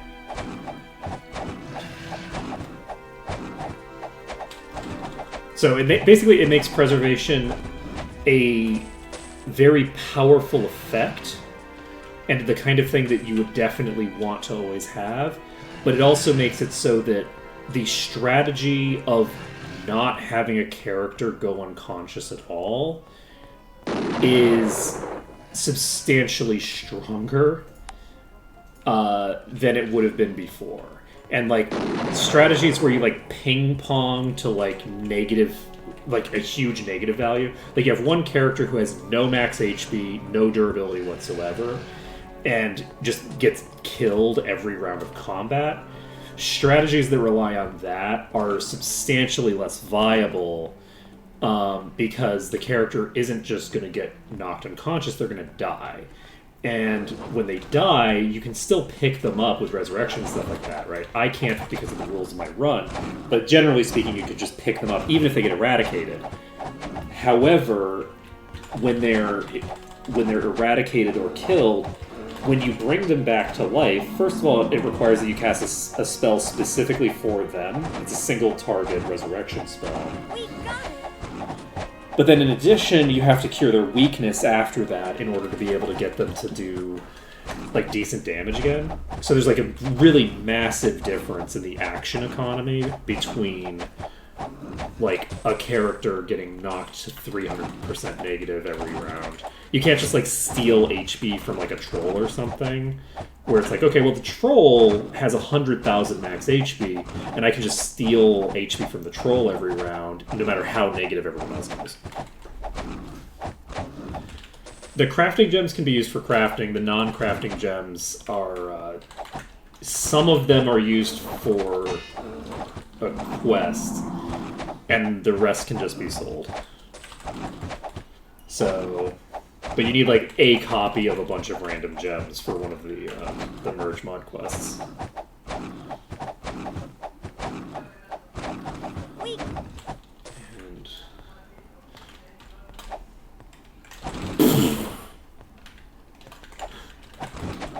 Jeez. That is a terrifying corner to come around. Holy shit. Yeah, I'm actually pretty happy with this party. I'm surprised at how durable the party is. Kortal in particular is way more durable than I expected. Losing the 2 slots hasn't been as painful as I would have expected. And funnily enough, the resistance thing that got changed. I should honestly just say added, because they kind of just added a new stat. But the new resistance stat that they added, it interacts with Minotaurs in an interesting way, and kind of like gives them like a nice little boost. That's kind of like a unique boost for them. Like Liches also kind of... It's actually kind of funny, because if I was going to build this party now, after they've made those changes, this is the kind of thing that I would want to test out. Is like, okay, well, how is the... how does the resistance interact with things like... things like Minotaurs, and like how does it affect their like late game durability? And so I get no prior warning to the kinds of changes that they're intending to make. They don't talk to me about these things until they do them, and then I go, and then I might ask some questions and stuff like that. But nobody's like reaching out to me at any point. So so I had no idea that this was coming, but I'm very happy that I chose to test out the dual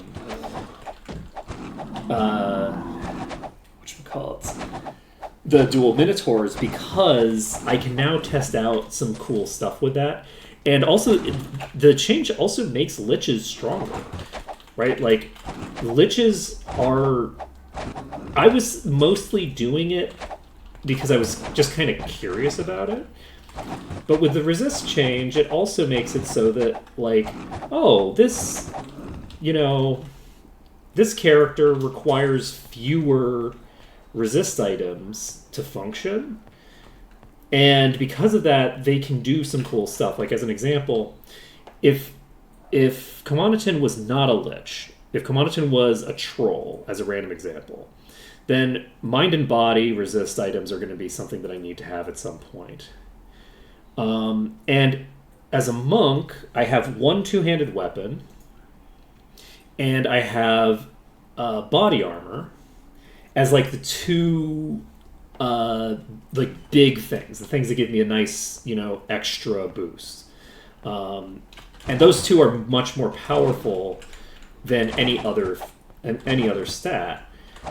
And because of the fact that the resists don't stack with themselves anymore, You can, because of that, get a higher energy resistance on a monk that's a lich than you can on another type of monk. Any other type of monk is going to be needing to hit a third item type, right? So you're going to have like a helm, boots, gloves, or bow or whatever. That's going to be where you're going to get the extra, the final resist slots from, right? And so it's just kind of interesting because it's like, oh, this is interesting. Now we have like, you know, this, which gives us a big boost, and we can put this on fire and earth. And then we can have, I guess we won't do this on fire and earth though, because optimally we would, but we have a rogue, so we're not going to be doing that fire and earth because we're already getting the item that I should have equipped it in here because we were dealing with a bunch of fireballs. It wouldn't have mattered. It wouldn't have mattered if I had equipped this because I guess I probably could have just thrown this on you too, couldn't I? Do you have leather? You do have the leather skill. It would be a very marginal upgrade because I don't have any leather skill to speak of. Okay, well, I'm happy that at least it wouldn't have made a huge difference. I think we're done with the breeding zone. I'm going to save this under danger one more time just in case I have missed something important. But I think we're done with the breeding zone. And actually, it took me way longer to clear that than I expected to. We're at 205 already, which is pretty nice. And we've cleared a quest, so we'll be able to turn that in as well. So we're going to be basically just flitting over to... where is next? We're gonna flit over to another place Customers, goblin. once we have figured out where we're going. Might and Magic 6. Do I have a quest to turn in 6? What did I just finish in 6? Oh, we were thinking about where we're gonna head next. We're gonna go to an actual new place in 6, I believe. And we were supposed to pick up some quest before we go to Kriegspire, right? Oh, did we want to go to Eel-Infested Waters, actually? Let's go to Eel-Infested Waters next. But we're not going to do that today, because it is 12:36, and as I said, I do have to go AFK to do something. And since I have to go AFK to do something anyway, rather than go AFK, we're going to end stream a little bit early today, because it's like 20 minutes away. So instead of doing that immediately, we will take a little bit of time to do some inventory stuff. And then we will end stream. So let's just do our inventory stuff. We'll pop over to Erathia, I guess. We'll sell in Erathia. And all that jazz. And we're making pretty good progress now. I'm pretty happy with how the party is progressing.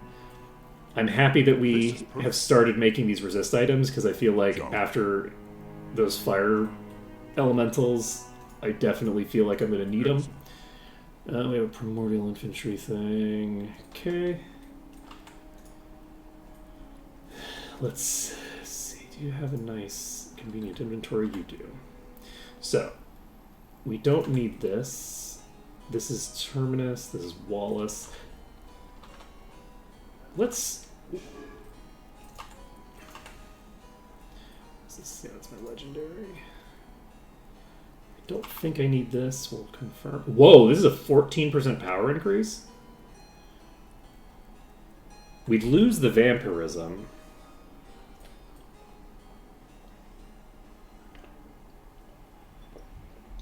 We'd lose a lot of lifesteal, but that's okay. I'm not going to worry about it too much. Let's see. We could do golden plate. Get rid of that. This. There's no room.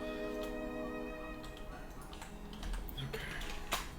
Is everything here sellable? I think it's pretty much sellable. Okay, let's save this under test. And we can go to this building here. Need a new weapon?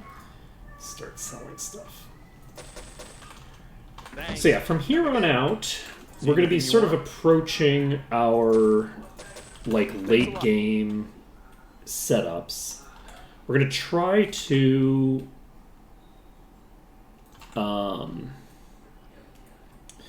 We're going to try to get ourselves set up appropriately. I don't know how much stronger we're going to be when we finish than we were last time. It really depends on like what kind of stuff we can find. The other thing that I should do today before I forget about it is I'm going to look around in my inventory and see what other stuff... Did I have like another ring that gave me death immunity? I don't remember. There's no room. See anything you want? Thanks a lot. I'd like to get myself a little bit more appropriately set up since we have the time for it. And yeah, I think I might actually not end up going AFK. Let's just not go AFK. Let's go to the end. Let's just go to the end. We will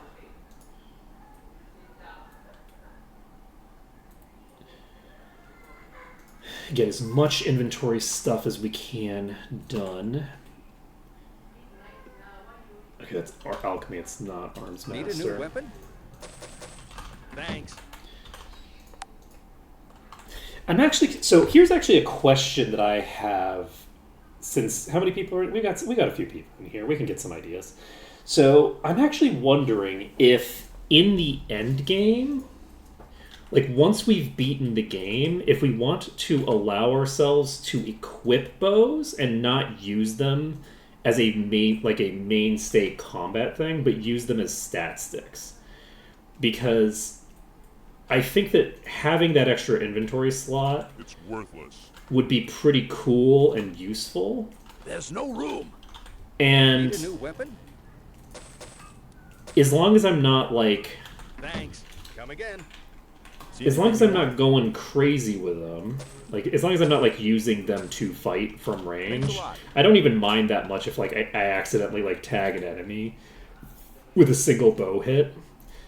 If we're in like the post game, like I like legitimately, that's more of a concern when we're talking about like, you know, ooh, is this like run feasible kind of stuff? And we've gotten already to a degree to a point where like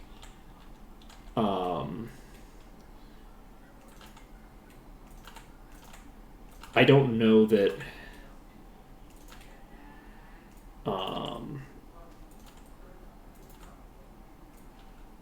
I don't know if it necessarily makes it a lot of sense to be super precious about them.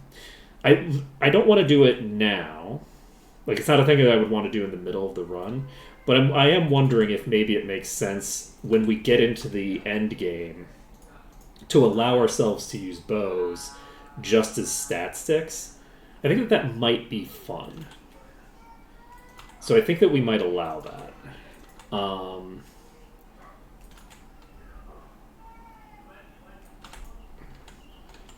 Because it's like...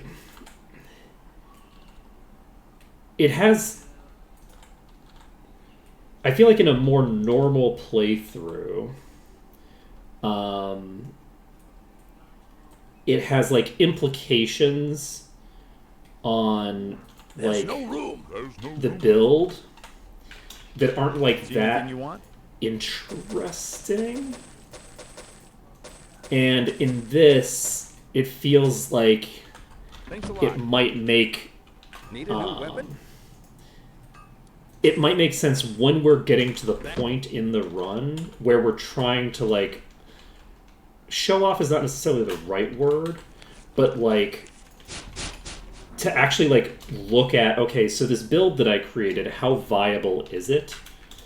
It might not make a ton of sense to, at that point in the run, be like fundamentally undermining ourselves by not equipping like one of the like having one of the stat inventory slots completely empty.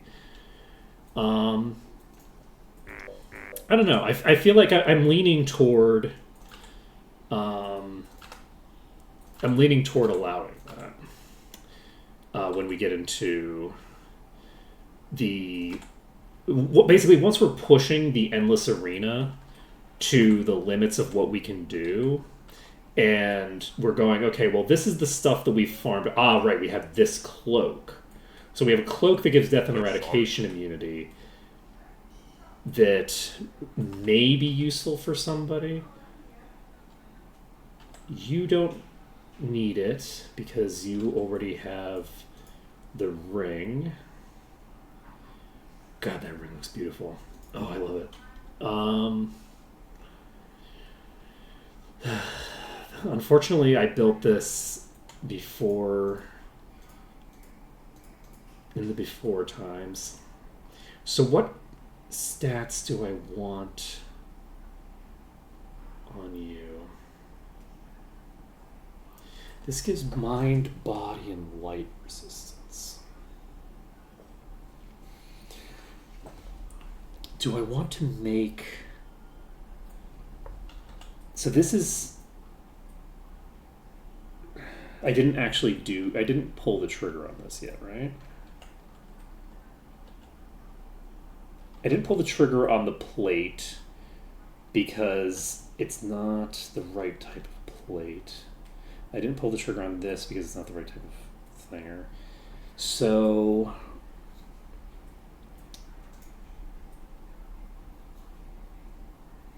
we're basically looking for the ability to copy. We'd like to make 2 copies of this if possible. We'd preferably like maybe be able to make 2 copies of this would be nice. We're looking to get items that have the reason that I would want an extra copy is to not have another axe there, but actually to yoink the effect off of that and put it on something else. Making 1 copy of this is probably optimal for like actually holding on to. And then we need to have a plate that has the double stat boost.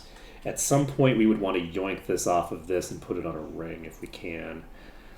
So the other thing is that at some point we're going to basically allow ourselves to purchase things like Can I help mirrors you with anything? off of the shops. I don't know when that's going to happen.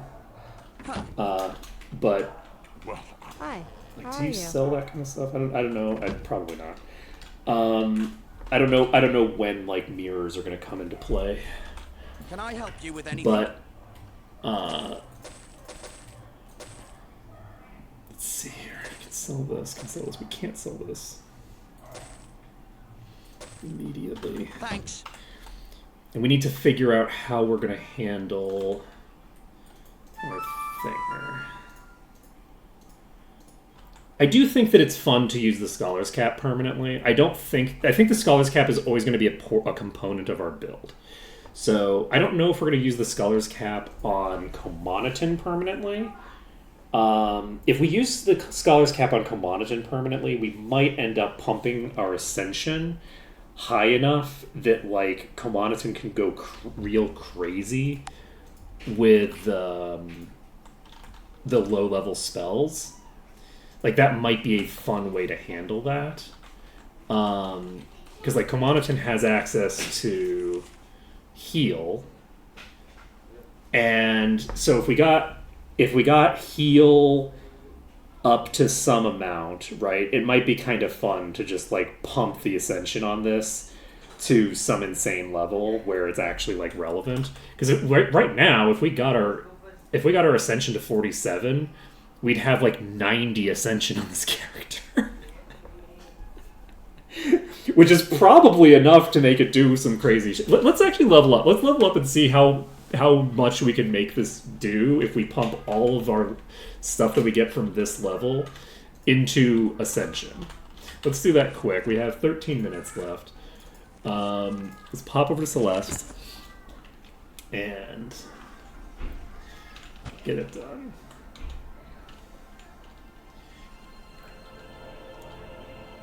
It's kind of funny, like, thinking about the stuff that's like, oh, okay, this is a thing that I'm doing because, Best training in like, brilliant. it's part of, like, a rule that I think is fun, and it makes for a good meme, and stuff that are, like, holdovers from like situations where it's like in a lot of my runs, it legitimately is it makes my life easier if I accidentally tag an enemy with a single shot from a bow. Like that, it does a hit stun at range, and it does like there's a lot of reasons why it's like there's a lot of reasons why it is that like having a bow on is potentially going to cause problems with like the way that I'm trying to do the run. Whereas with this, it's like I'm mostly like running straight into melee range and just plowing into stuff. I feel like the difference there is going to be startling. I'm not doing a lot of melee kiting. It's hard to do melee kiting if you have a bow, because if you miss click, then you're just not doing melee kiting. You're just doing normal kiting, which is a different thing. Do you make this? You do not make this. We have this helmet here. We're pretty close to being able to equip this. This is going to be a very powerful effect as well. I think we're going to want to rework this for Severia as well. I think that we're going to want that. Do we need to change anything on this? Yeah, we need to remove the intellect and replace it. And we already got $55 stats on this, which is pretty good. So we basically need to get might on this, I think. Our might is too low at the moment. We have a lot of other stats. We don't have enough might. It's important to have a balance, but the balance is currently skewed way toward the things that are multipliers on your might. So what am I doing? I came back here to do something. To level up. No, I didn't come back here to level up. Oh, right. I came back here so that I could save. Okay, so let's go ahead and see. Right now, if I cast a heal, I heal for 117. Which is basically nothing, right? And Ascension, we can... I don't think that the Mastery level matters for checking how much we get out of it. I think Mastery only matters for how like expensive the spell cost is. So let's check this now. This now costs 35. And heals for 238. So it can heal for 238, which is still like nothing. That's like functionally non-existent as a heal. That is with 31 expert body magic and with no int or personality gear to speak of. It cannot crit, so we don't need to worry about that. And we don't have an item that increases our body magic skill. So we could get up to another 31 body magic if we wanted. But this is a character that's really going to... This is a character that's very greedy. They have a lot of needs in terms of their skills, because we haven't even gotten all of the skills that they need to get up yet, right? Like, we haven't gotten Enlightenment up to 20, but that's not that's like a fixed cost, because we just need that to 20. But, like, optimally, we would eventually want to, like, pump our mana shield a bit more. I don't know how much more, but we'd probably want to get this to at least 20. But we want to get, like, staff, unarmed, body, leather, dodge, which is now 20 points behind. We want to get not arms, but we also want bodybuilding and regeneration.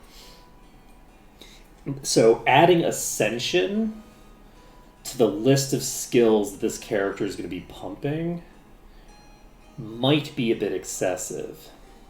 However, they do have... It is a possibility. It's a possibility that we do that.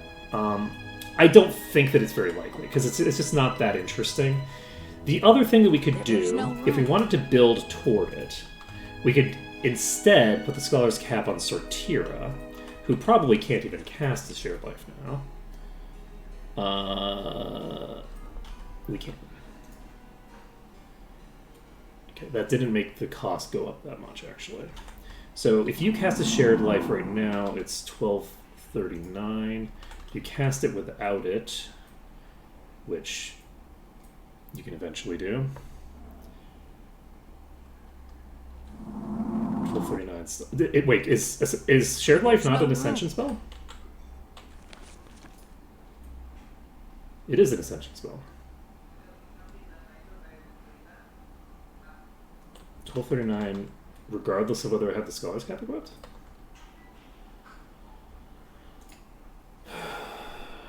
Is the mana cost changed? So 178. Oh, wait. Shouldn't that matter?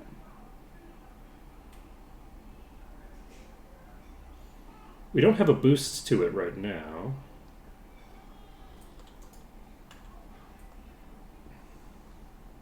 There's no room. Give me a second. Does this There's no actually room. not increase the cost? So it's 9 right now. Guess I can just check what here it is. It's Ascension level 1.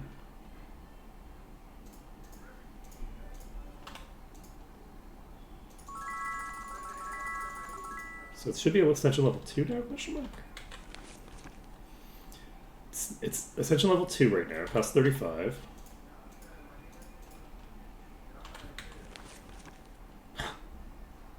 Interesting.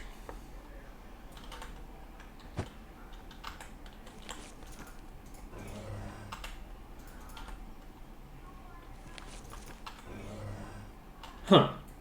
The Scholar's Cap does not appear to actually be affecting Ascension.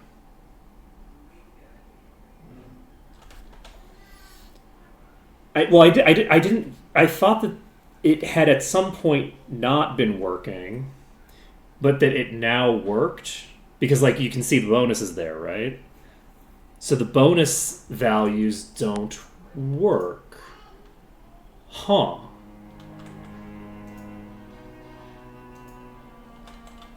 Interesting. Is that intentional? Let's see. I'm gonna have to ask Malekith about that at some point, whether that's something that they intend to implement and how they intend to implement it. Because I'm a little bit curious about that.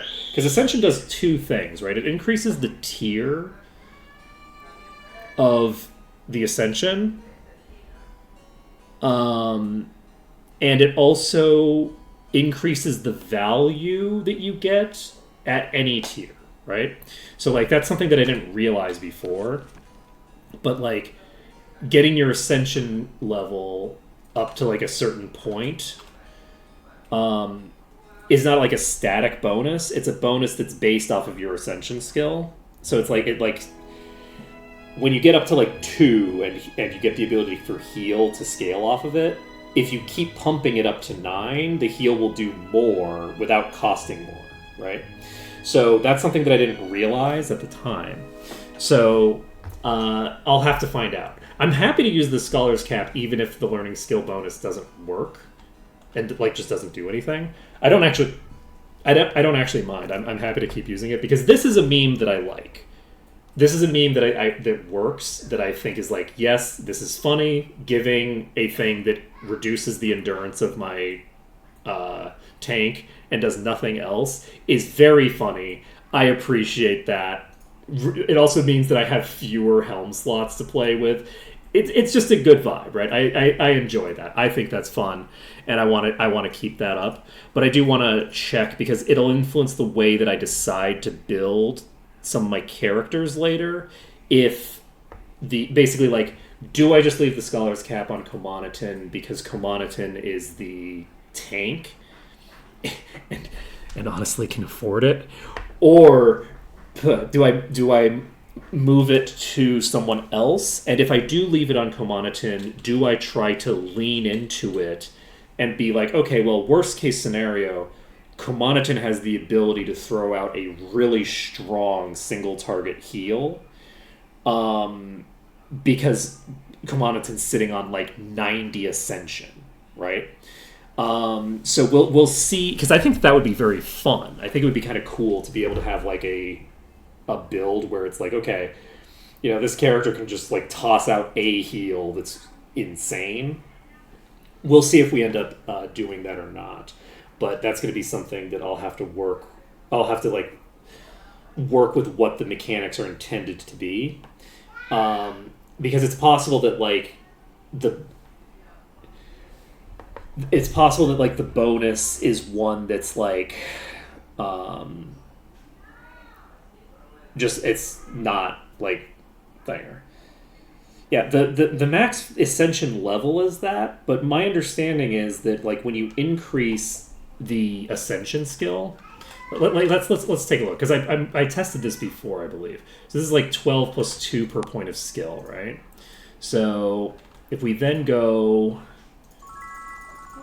and do this, we should still have the same ascension level, right? We're still at ascension level 1, but it's now 17 plus 3. So even though we haven't gotten a new ascension level, the ascension value is still higher, right? So that's like that's the thing that I'm most curious about, is like if I were to just have like 90 ascension skill or like 100 ascension skill because I have the learner's cap on, like it's presumable that'll just cap out the ascension level, but like it might actually be like pretty useful. The other thing is that there's the possibility of just putting exactly enough points to get ascension level 7 off of it, or ascension level 6 plus, you know, having it legendary on. We'll have to see what we decide to do with that. It'll depend on a lot of different things, because I also don't know if we are stacking body skill on this character, but we don't have the mastery, and the mastery like doubles the effect, right? So at GM you would have like double the effect that you have at expert.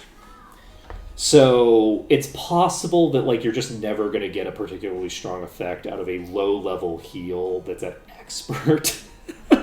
That's entirely possible, and if that ends up being the case, that's fine. Commonaton is fundamentally a healer. Like on a fundamental level, that's who Commonaton is. Commonaton is all about improving bodies, right? That's what Commonaton's whole deal is. And I like the idea of Commonaton being able to both be very tanky, regenerate very quickly, be very durable as like personally, and also be able to heal other people. So I do like the idea of being able to use the Scholar's Cap to make that happen. But it might not be viable for other reasons, because either because programming it is too much of a pain in the ass, or what is the more likely cause for concern, which is that like doubling people's ascension level is potentially like too powerful an effect for a single item slot to give you. Like that seems reasonable to me. Like you have legendary effect that's +1, and then you have an item that can give you +3, right? Like if you're at 32 or whatever, and you double it up, it's like, okay, well now you're going from a +3 to a +6. That seems like it might be a little out of control.